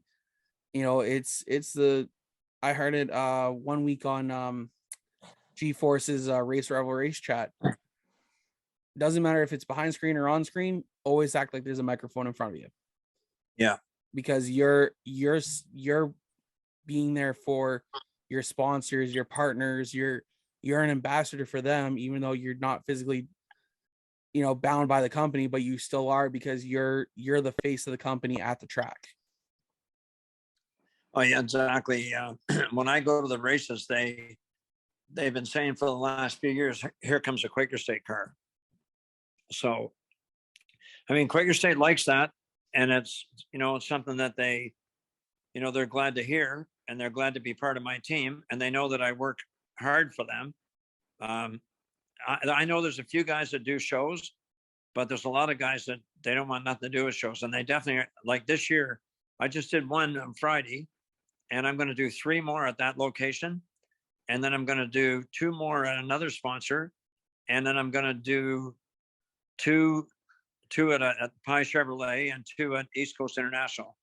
So those are all going to be sponsors that I'm going to support. Well, but it gives everybody, they have a place for me to. Some of my sponsors don't have a place where I can go, like their business or construction or something, landscaping. So they don't have I could come there for a barbecue, which I would do. But as like if I go to Canadian Tire, they sell products for a few of my sponsors. So, it's really good for them. Yeah, it helps cover a lot of your bases.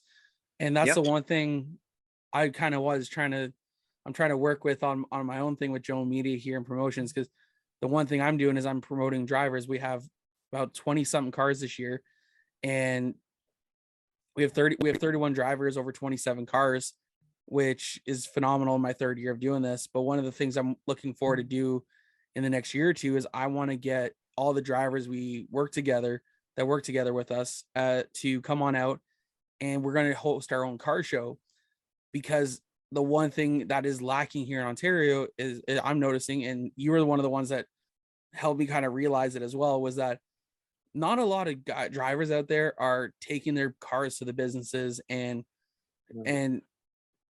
promoting their sponsors. And sometimes, yes, it's harder than others, and sometimes it's easier, but David and Eddie took the car down to Skyway Jacks one morning for like 8 a.m. I think it was, and they'd pack up by like 1 o'clock to head on down to Flamborough, but they still made an effort to come out to a sponsor.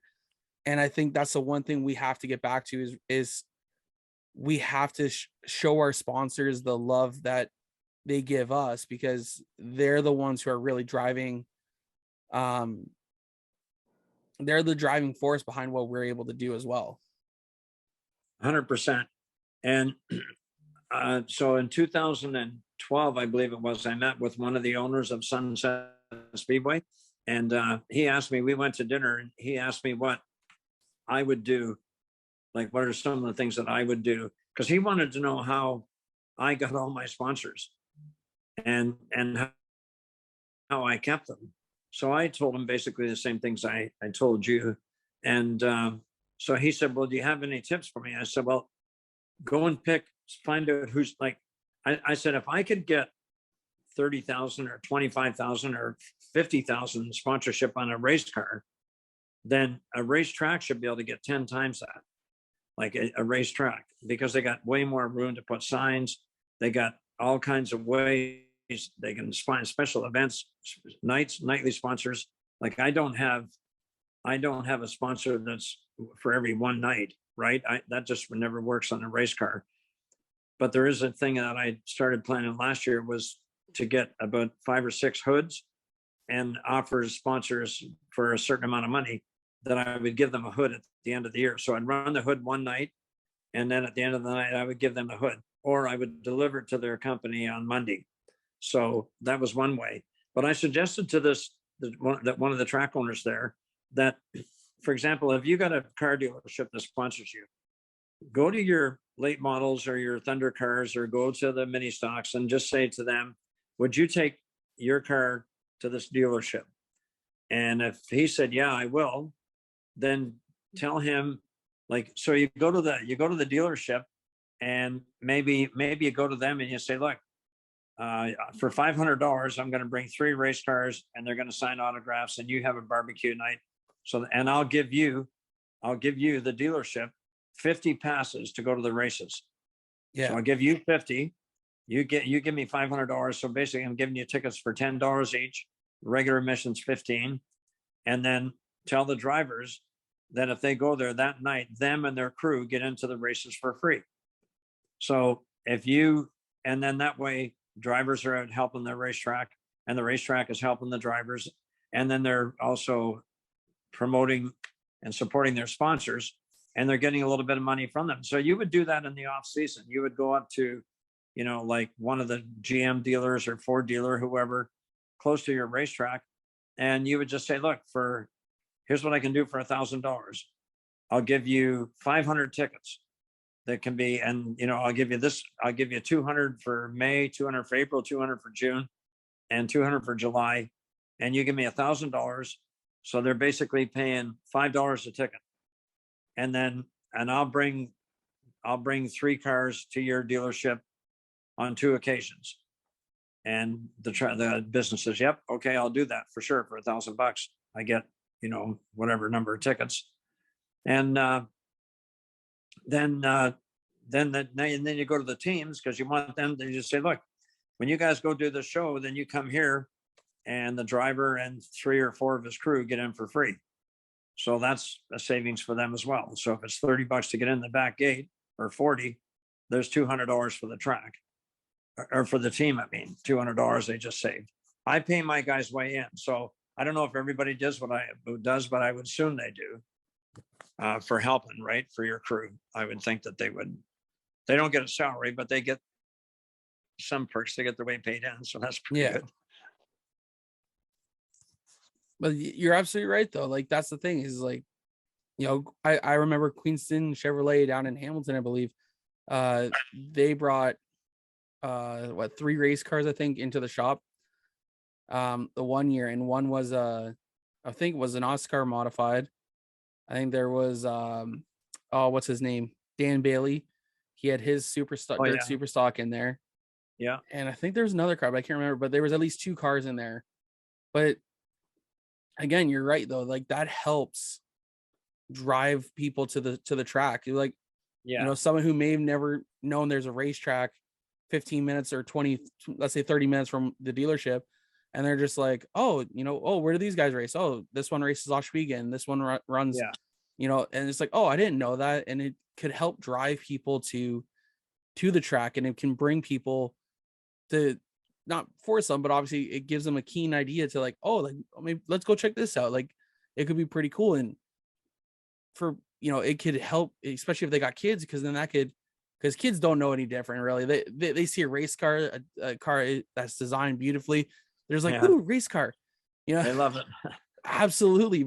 My kids to this day, they still, in 2019 at Motorama, they still remember your car from then. And they were, I think 3 and 1, I think, or I can't remember their age gap now. No, this was only a couple years ago. So this was about 5 and 3 or so, but still, like, they both remember the car. And but that's what helps bring people out to the track as well. Yeah. Oh, absolutely. Well, the tracks can do that, utilize their racers to help promote the track and to make some money too. Yep.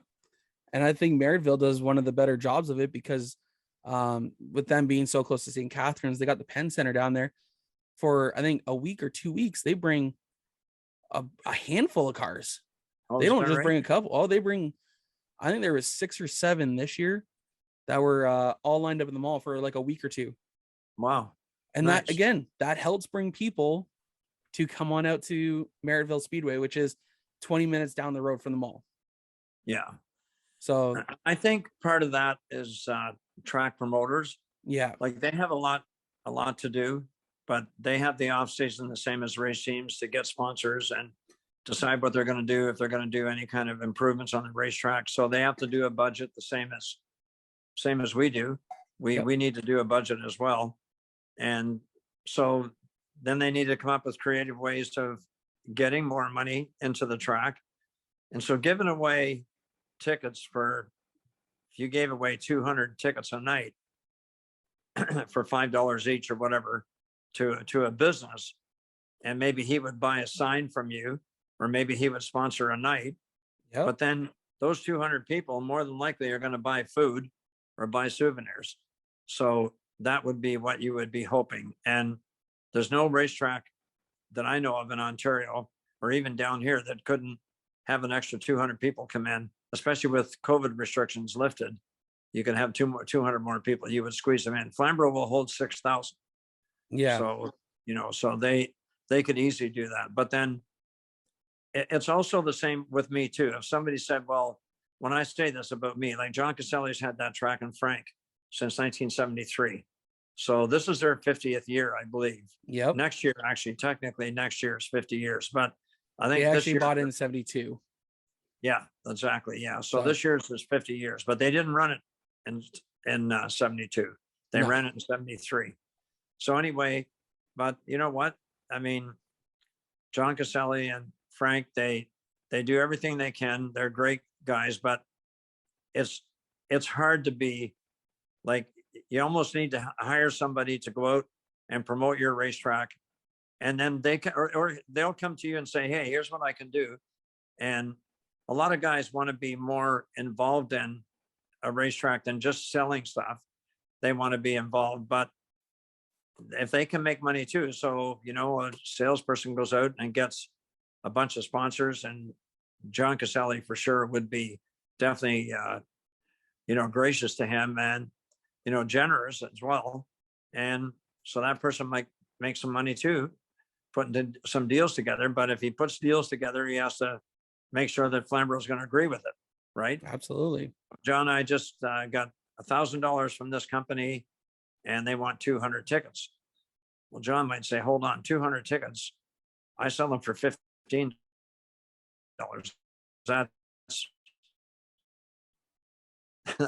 That's 30,000, 200 times 15 is $3,000.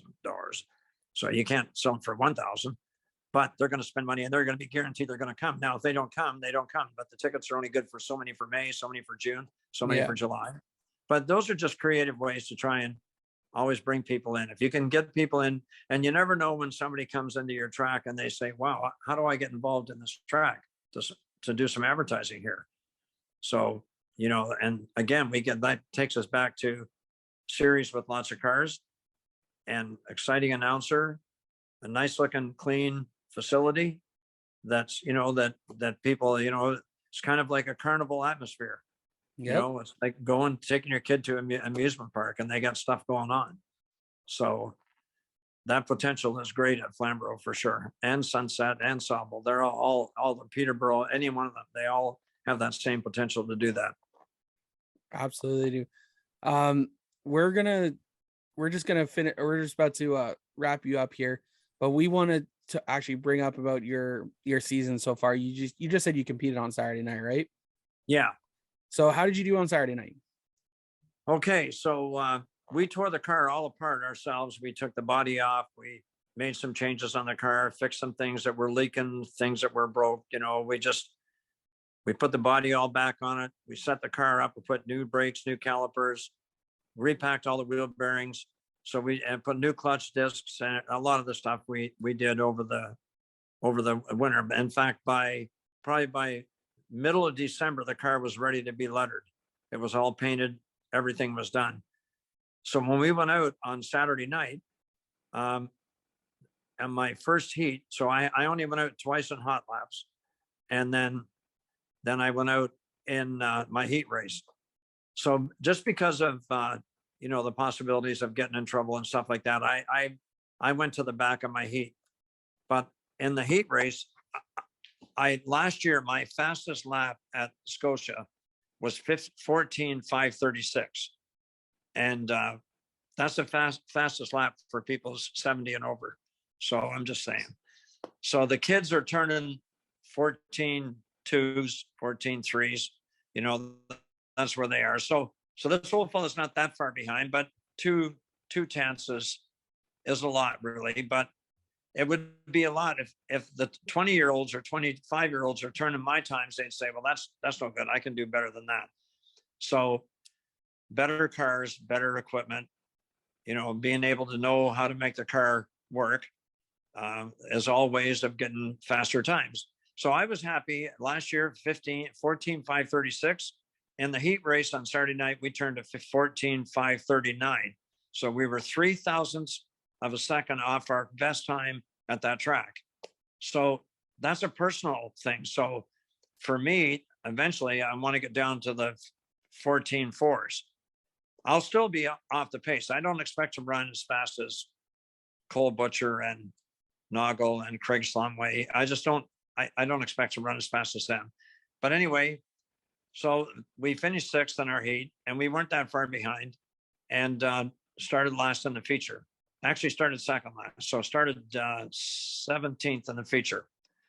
And anyway, on lap 66, so I got lapped on lap 30. So did 4 or 5 other guys. And then on lap 66, they were coming around to lap me. And one of the guys, because when you're lapping a car and you're not thinking about, you don't care about the lap car, right? Yeah. So what happens is the cars that are lapping you, sometimes they will really, really hug you. Like you can stay right down almost on the speed bumps and you're hitting them because you're staying so low. You don't want to, but you can't stop your car. You still got to be able to race it, but they need to leave room. They need to give you a foot or whatever, or 10 inches or whatever. So one guy, anyway, he came in and he drove into my right front wheel. Like he just hit my wheel. And so what happens when it's like, if you ever see a guy running in second place and he's trying to pass the car in front, he hits the car in front and he spins out, because that becomes a pivot point. Yeah. So when that guy hit my wheel, my car turned and I spun out and was sitting in turn 3.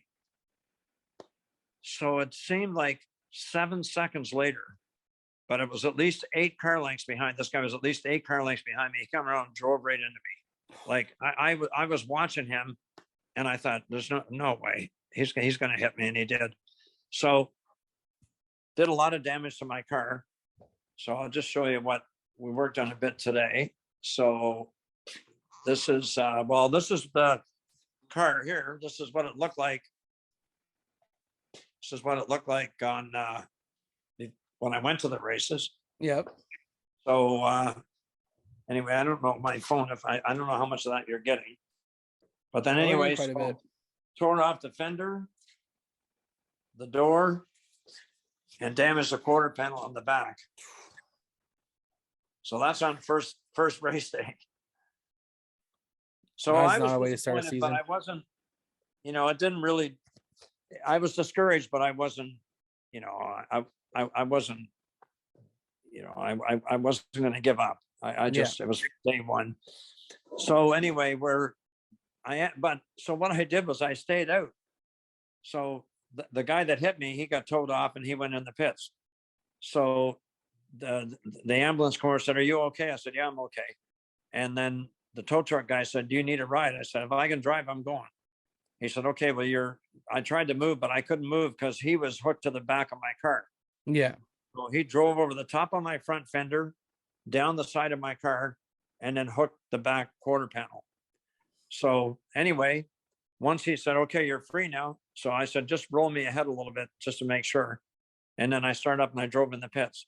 So they cut the rest of that fender off and they looked at the front end. They said, "The front end doesn't look too bad."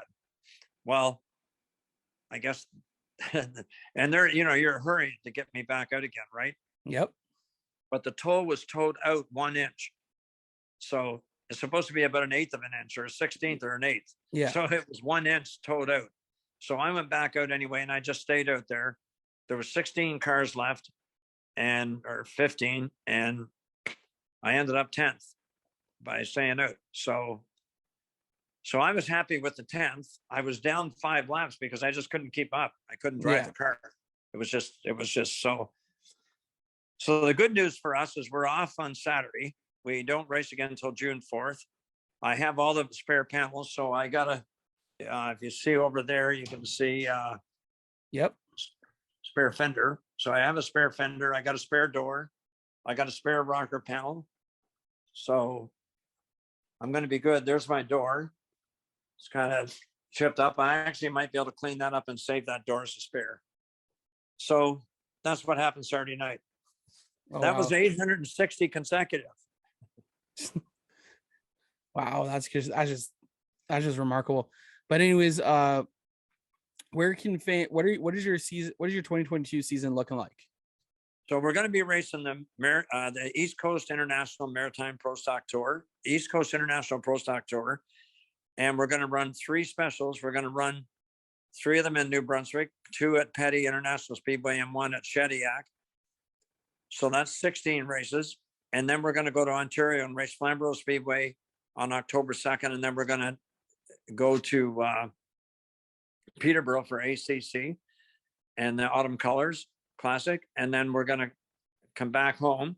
And then I'm going to go to Petty on October 15th for their final race of the year, a Pro Stock 150 lapper. So my question is, when you come back to Ontario, what will you be racing? Oh, my late model. You're bringing it?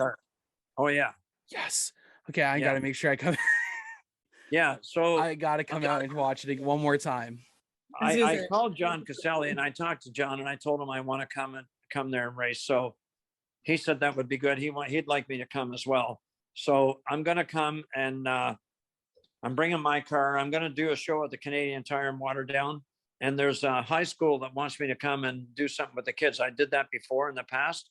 Yep. So I think I will end up with 18. If there's no rainouts, I'll have 18 races this year and I'll have 10 shows. So I'll have 28 events this year. So the 10 shows, though, should make my sponsors happy. For sure. Absolutely, they would. So before we let you go, we got to jump into our Jomo Media. Or sorry, not Jomo Media. It's our fan question period, where, as you saw earlier today, we put out there on social media that you were coming on, and we always reach out to our fans to see who's got questions for us, because they're the best source, and sometimes they always give us some great questions. Are you ready to answer them? Oh yeah, 100%. All right. So the first one comes to us from our main man, Rob Twitchett. Right, Rob. Yeah, Rob pitted for me in 2010. Yep, and he just completed his first night with the CVMs last night. He raced a CVM. Yeah, he's wow. John Carley bought a second car, and it's rebranded as the 44. And Adam Ross, Connor Ross, and Rob Twitchett are sharing that ride this year. Oh, nice! Oh, that's awesome. So Adam ran the first night. Connor, I think, is running next week. And Rob got to run it last night. So that he had a lot of fun last night, and he said he needs to work out more to wheel that thing around because he was tired after 25 laps. Yeah, they don't have power steering. No, I think that one does actually. I want to say. Oh, does it? Oh, I think maybe so. they allowed it. They didn't allow it when I was there. No, I think we've allowed it because even someone else has electric power steering, I believe, on his car. Oh, you know what? There was one person that was granted power steering for I think it was for some issue that they had and they needed power steering. And now I think they let everybody have it, which is no big deal. They should be able to. It's an expense. A lot of times when Ray Hughes and I used to always talk about what was going on in the hobby club, we always thought that the most important thing was to try to keep costs down. Yeah. So if everybody's got power steering, you know what, it's probably safer too. So his question was, of all the cars you have owned over the years, what one does you regret selling the most? Okay. Now, is he talking about hobby cars? Doesn't matter which car? any car you've owned. I'll show you a picture right now. I love how he's giving us a visual too, which is awesome. I love it. Yeah. The You see modified. that? Yep. Yeah, that Oscar modified is my favorite car. And I love racing them. When I was in that car, I wasn't even the same person. That was like a hobby car on steroids. You know what? That's what I've heard about those cars. They are so much fun to race, but no offense against Oscar, but they've allowed super late models in there now. So you can buy a super late model chassis and race and against the Oscar modifieds. I had a Troyer, when we called Troyer and told them what we were doing, because we were allowed 60% left side weight, they said, that's ridiculous. That's way too much. And for those cars, they're not built for that. So anyway, he told me to go down to 56. I said, oh, wow, that's a lot. That's a big drop, because I was at 59.3. He said, well, if you want that car to corner better, and I did, and it was better. And then when we told him another year later that, hey, they're allowing them to run super late models. And then he just said, you guys are idiots. He said, there's no way that a Troyer car is designed to race against a super late model. So anyway, but I still love it. And I still love the series, but if I go back there again, if I ever did, I'd need a super late model. Yeah. The next question comes to us from Michael Kenny. What was the most memorable moment you have ever had over your years of racing? Okay. So I'm just trying to think. So there's a few of them, but he wants to know which one's the most memorable. Yeah. So remember that picture I showed you of a feature win at late with the late model at my 40th year? That was 2008, July 26th. So what is so special about that night is that was my 40th anniversary, and it was a big celebration. So I had just made my 40th anniversary magazine. I gave one out to every driver. David won his heat. I won my heat, and we finished first and second in the feature. And that was just unbelievable. Like, that was an unbelievable night. And I'm just not so sure if it's that one or if it's this one right here. See that? Yep. That was at Peterborough Speedway, Autumn Colors. It was my 800th consecutive night. So, but I didn't do that. I finished fourth that night. But I'm going to have to say, that night that I won the feature and David finished second. David and I finished first and second in hobby features and late models features 7 times. He won 6 of them. I won that one. All right. Well, that wraps up our fan question period. Of course, we want to thank everyone who submits their questions. Make sure you guys tune in next Sunday as you guys find out who our guest will be next week. And of course, we want to thank Gary for answering those questions for us, because that's the fans are the ones who help us do what we do, right? Can I just do one thing? Yeah. So here's my sponsors for this year. So East Coast International. They also sponsor the East Coast International Pro Stock Tour. Yep. PPG, they've been with me for about 10 years. Canadian Tire, they've been with me 2 years now. Race Time Radio, which you probably know, Joe Chisholm. Yep. And then down here, Securitel, and built by Elliott. That's my cousin. He does woodworking, custom woodworking, beautiful stuff. Then over here, I have Inscapes. They do all my autograph cards. Grindstone Landscaping, they've been with me since 2008. So I got to tell you a quick story about them. And then here's a new sponsor right here. Can you see their logo okay? Yep. It's called Motor City Madness. It's a board game. It's just going to be coming out soon. And over here, we got Pi Chevrolet. Where am I? So we got Pi Chevrolet, Epic, and Quick Wick. So a quick story on the back of my car, on the trunk. I don't know if you can see it. Try to get it. If you can see that, that's Grindstone on the back. So anyway, so he sponsored me from 2008 to 2019. Then he heard I was going to Nova Scotia. So in 2016, I said, hey, Jay, is there any way that you could, give me a bit more money? He said, Gary, no. He said, I can't give you any more. He said, I like you and I support you, but you don't do anything for me. I don't have Facebook. I don't have a website. I don't do any of that stuff. So no, you know what? No, I can't. So you don't really do nothing for me. He said, but I really like you. I said, okay, no problem. I understand. So I come down here in 2019. So I called him from Nova Scotia. I said, hey, Jay, would you sponsor me next year, 2020? He said, Gary, why would I sponsor you when you're in Nova Scotia? He said, you're not going to do nothing for me there. I said, I know. And I didn't do nothing for you in Ontario. So it's an easy. So he said, okay. So he said, yeah, I'll sponsor you. He said, but I want the bumper, the rear bumper. So he's on the rear bumper and he's on the rear bumper of the die-cast car as well. Oh, nice. Yeah. That is a really good story though. Yeah, that was, well, I was lucky. I was wise enough to see, but I mean, I really appreciate what he did for me. And his dad sponsored me for a while as well. So I've been really fortunate, to get my own sponsors. I've had to work hard and I work hard to keep them, and they mean a lot to me. And, if you ask me, when am I going to retire? I might be forced to retire because I don't have sponsors. Yeah. But that's okay. I mean, really, it's not like I'm retiring early. No, not at all. 54 years, my son. Look at that. 54 years. Awesome. Yeah. And next year will be 55. So I had to do my paint scheme. So did I show you a picture of the car? No, you haven't yet. Okay. So all right. So after we get through talking, we'll message each other back and forth because I want to, is it Jennifer? The girl that's with you there? No, Megan. Oh, Megan, not even close. That's good. I wasn't paying attention.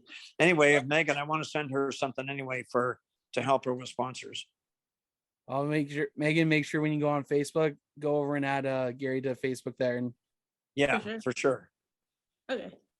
Is there so we'll let you get going here because we know it's a little bit later over where you are over in Nova Scotia.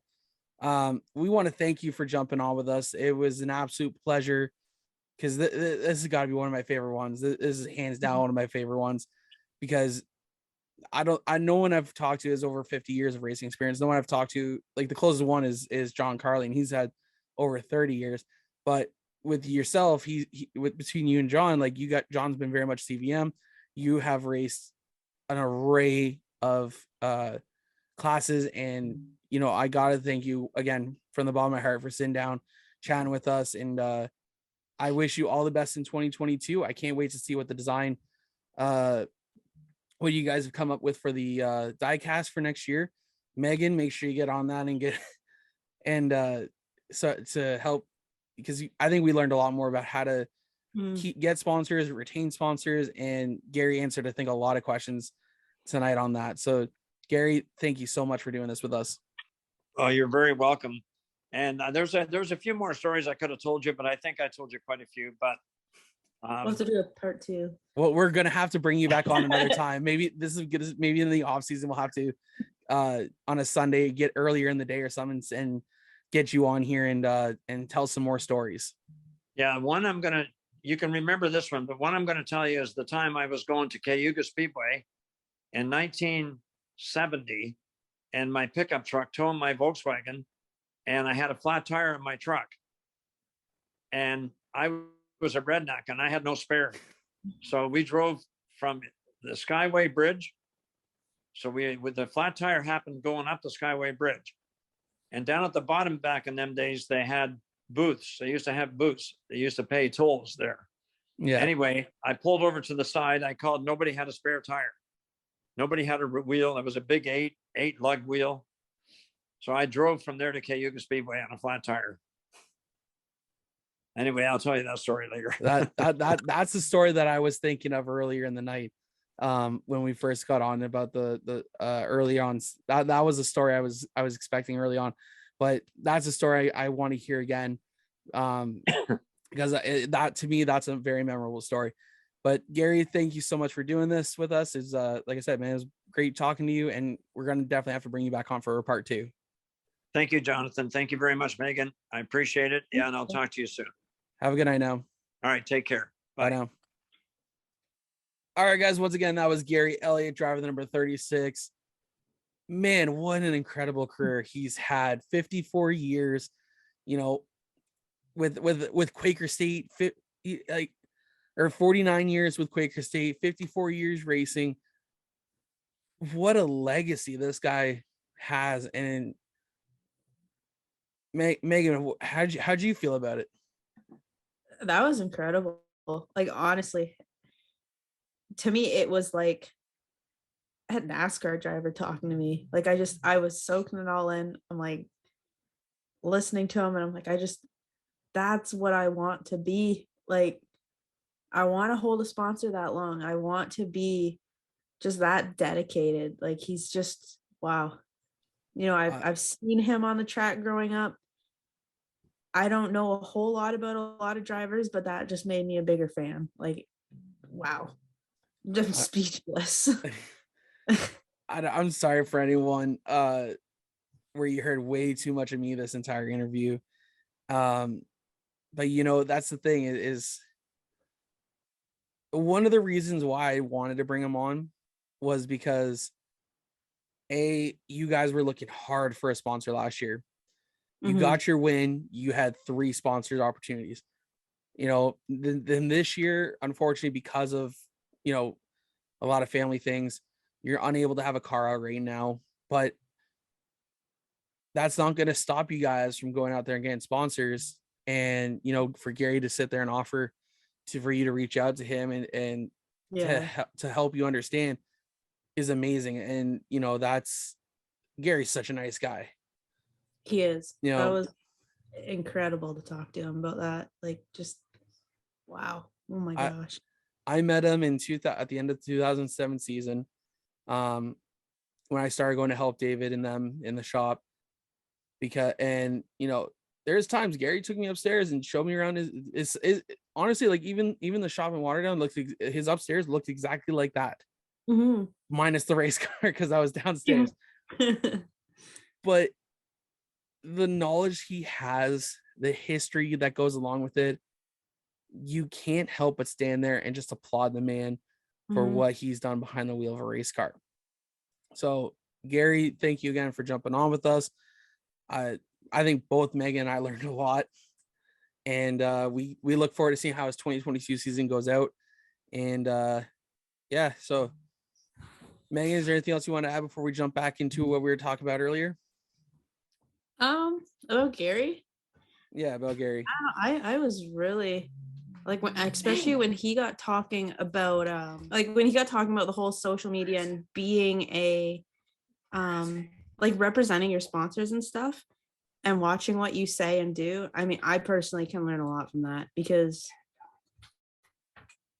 we all can. Yeah, exactly. We all can. I think all of us can learn a lot from a lot of the stuff he talked about tonight. It was just amazing. Absolutely.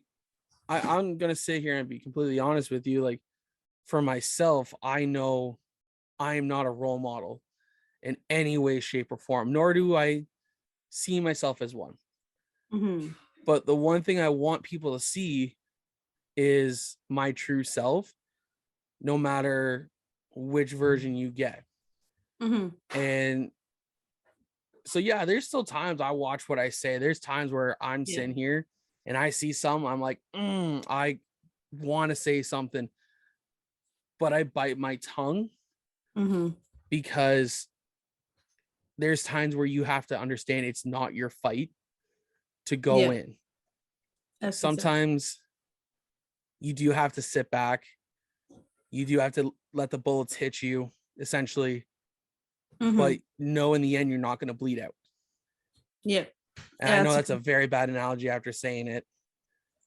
But it's perfect. It makes a lot of sense. Yeah. Like, yeah. You have to let those right hooks hit you, but like get on those ropes and just hang there. Moving on, we're just going to jump back. We kind of already rolled into it a little bit because I wanted to continue on with at the beginning of the show, you guys listening, we were already talking about it's mental health week.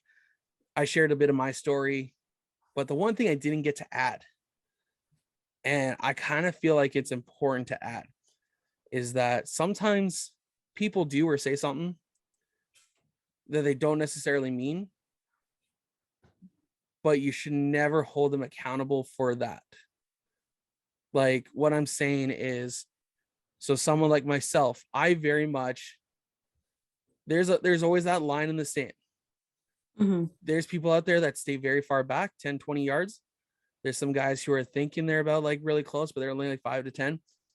And there's guys like me. I dabble on that line. I'm tiptoeing each side because the way I see it a lot of times is, if roles were reversed, I would expect it. So the way I get through my pain, the way I get through a lot of things is by very, very, very dark humor. Megan, I've told you some really questionable jokes and questionable comments. My family can attest to this. And I know when I come on a mic, that all goes away and my professionalism comes out. A few things are rolling through my head now. Yeah. But very much the person you guys hear is also the same guy you would see me walking through the pits. It's also the same guy you would catch going to a Jays game. It's the same guy you would catch, but the difference is how I present myself. When I'm on a mic, I'm going to present myself in the most professional way. But if you guys know me, you guys get the chance to know me, you guys are going to find a whole different side of me that no one's ever going to know. A lot of people don't know about. And there's times where, we're watching a show right now called Unexpected. Megan, I've mentioned this to you the past few weeks. I'm actually missing it right now, which is fine because Jacqueline's at work. Jacqueline's at work right now. I even told Jacqueline's mom that I may not be able to watch it tonight because of having gear, and I knew how long it was going to be. And of course, me cooking a turkey dinner earlier didn't help, but that's not the point. The point is that there's a guy on the show I absolutely despise. Left, right, and center. If I had a passport right now and I'm going through his hometown and I ever caught him, it's a fight on site. No questions asked. And if you guys know who it is, no, you don't. So you guys know who it is. He's he got to be the most hated man on television right now. And it sounds weird coming from a guy like myself, to be saying that, but there's a lot of times I say very, very questionable things, but in the end, it's not, how do I put it? It's not about how do I put this now? Megan, can you help me out? See if you can figure out what I'm trying to say here. I feel like I do. Okay, spit it out. See if we can catch up here, because I feel like I'm going a little bit in circles. Oh, what's the word? No, I'm stuck. Okay. Anyways, so the way I see it is that, when people make mistakes, you own up to it. I own up to all my mistakes. Anytime someone has reached out to us about something questionable that's been said, I still respond to them in a professional manner. Now, there's times where I question some people on why they feel that way, or because I cross that line so much. There's times I see how bad it is, and there's times I see like, I'm like, oh, what did I say that was wrong? Because there's times people don't, we humans are very much a reaction type. We react to things right away. We don't necessarily think of the consequences until after things are said and after things are done. So one of the things I'm trying to get at here is, we're sometimes when something happens, sometimes we just need to take that step back and, think almost if the fight is really worth it. Because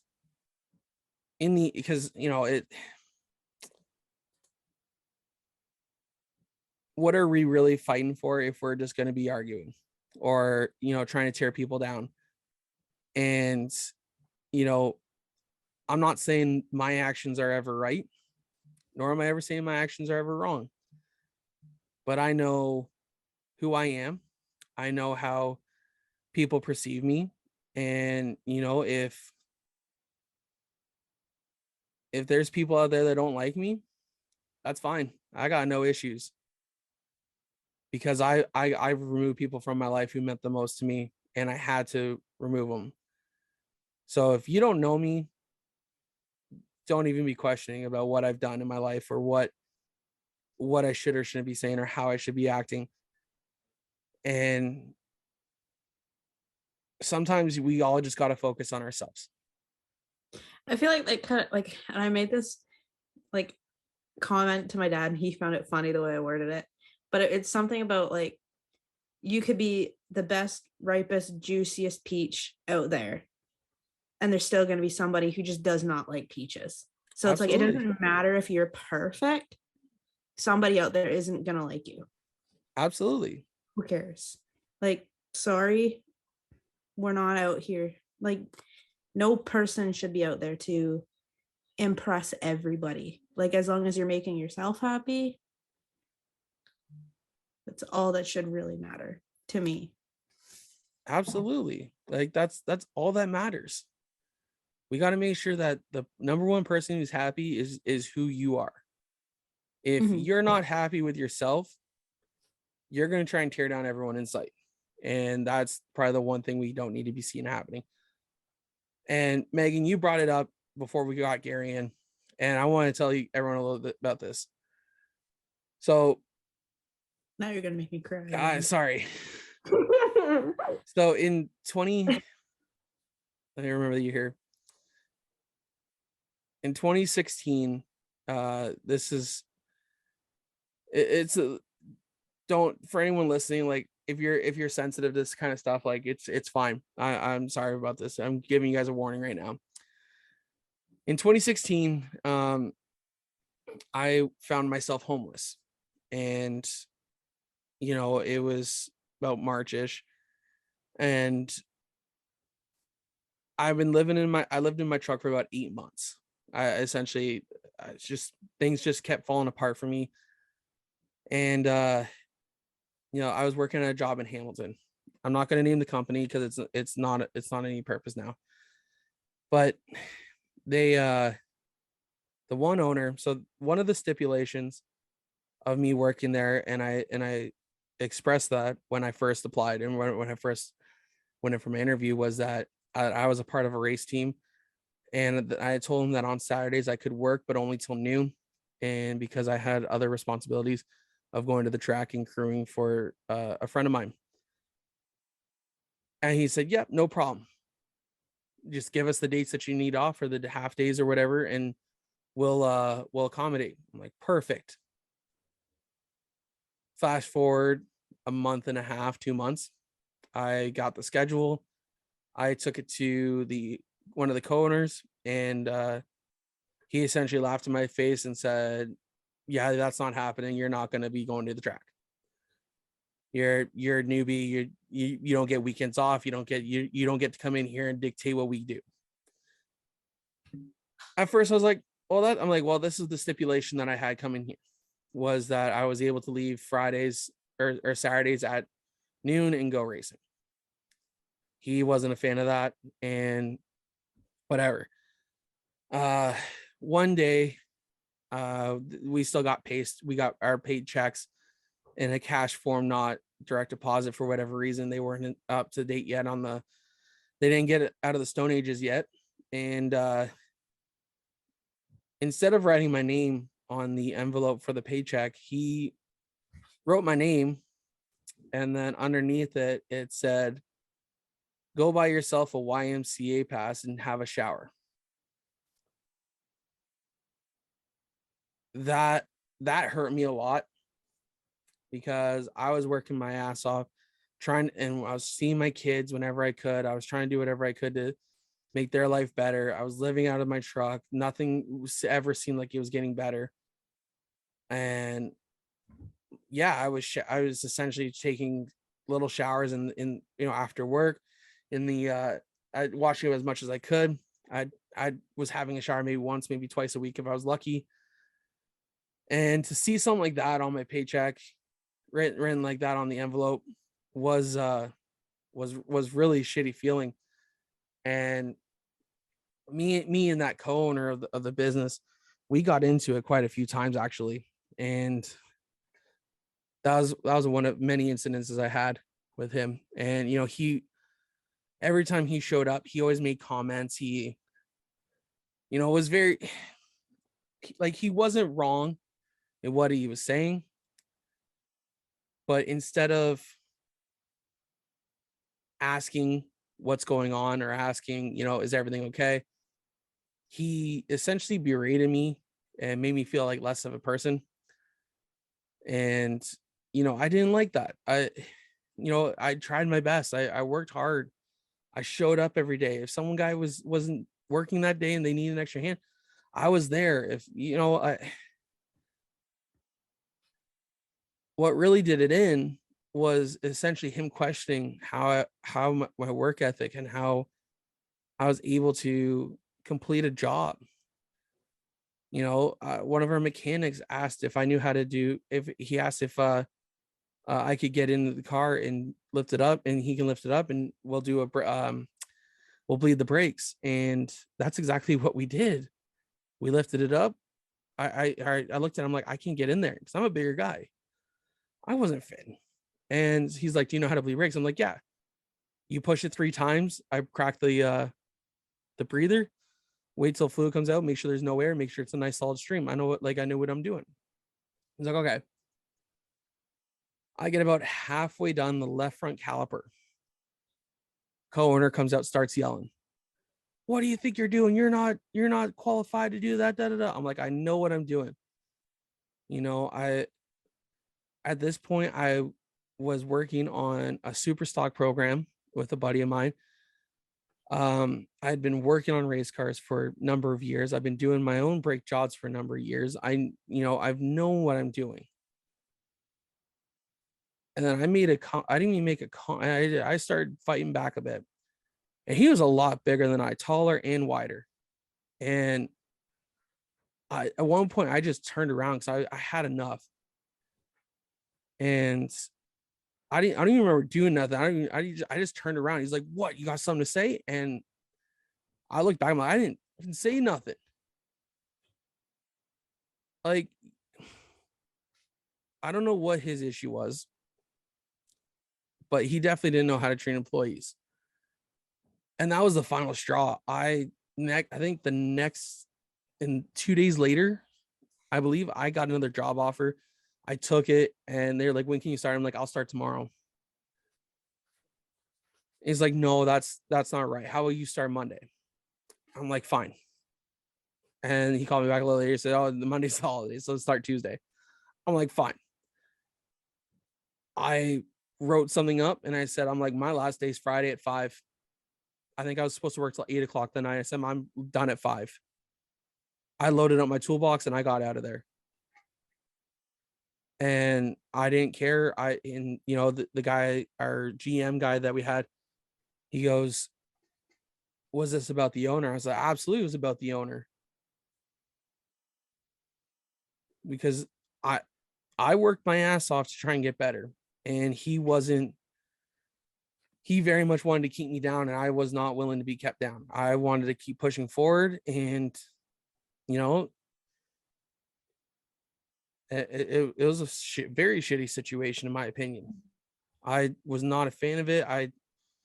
I could tell you many stories about the part of my friends here, guys and gals, if you're a little younger than 17. I went through a lot of shit from a very young age, you know, and a lot of it was because of me being a nice guy. And I'm going to save this for an episode, the rest of this stuff for an episode maybe we'll do an off-season episode in October, November, and I'll go through a lot of we'll go through some events, and we'll do Megan, Caitlin, and myself. We'll all do a round table of events of that have happened to us, if we're okay with sharing our things. And I know for myself, I'm more than willing to talk about it, because I'm not afraid.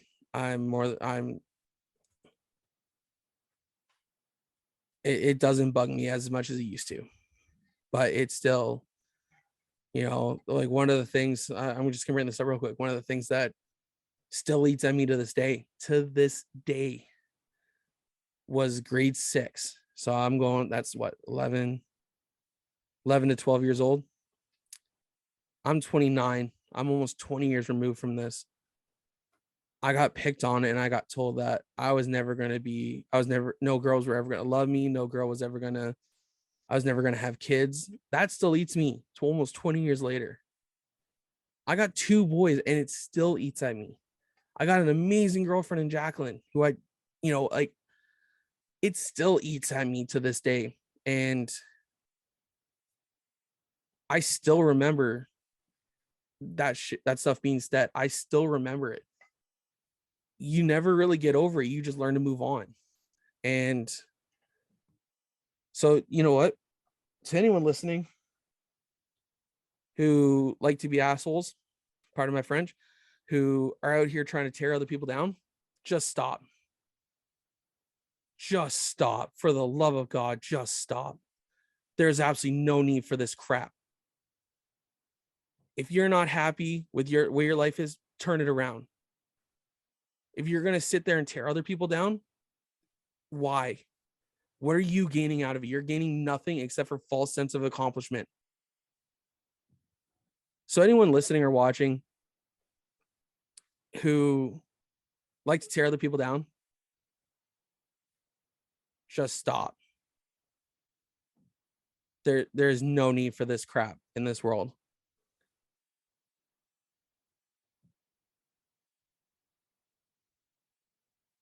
That's all I got to say on that.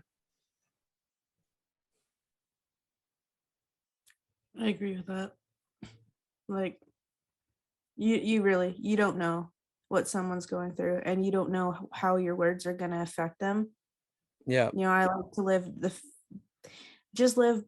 it's a quote I saw again. I like living by quotes, and I don't know how it goes, but it's something about how you don't know if somebody's going out one day and they're going to decide, if someone makes one ignorant comment to me, that's it.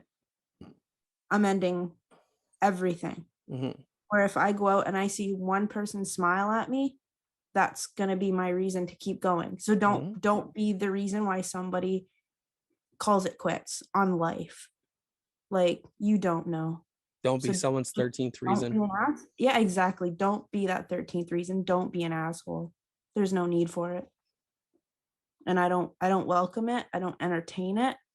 It's not okay. No. There's a time and place for certain things, but if you're gonna come out here and just tear other people down, find a better hobby. Mm-hmm. That's all I'm gonna say on that. With us almost being 3 hours into recording here, I think we should get the show wrapped up here. And I do think we need to bring come back to this conversation when we don't have a guest and, talk about it more, maybe get more people involved. Maybe we'll bring Jory in, get him involved into it or something, or find other people. Maybe we'll get a round table of mental health advocates and people who believe in it. And, I think that would be a good one.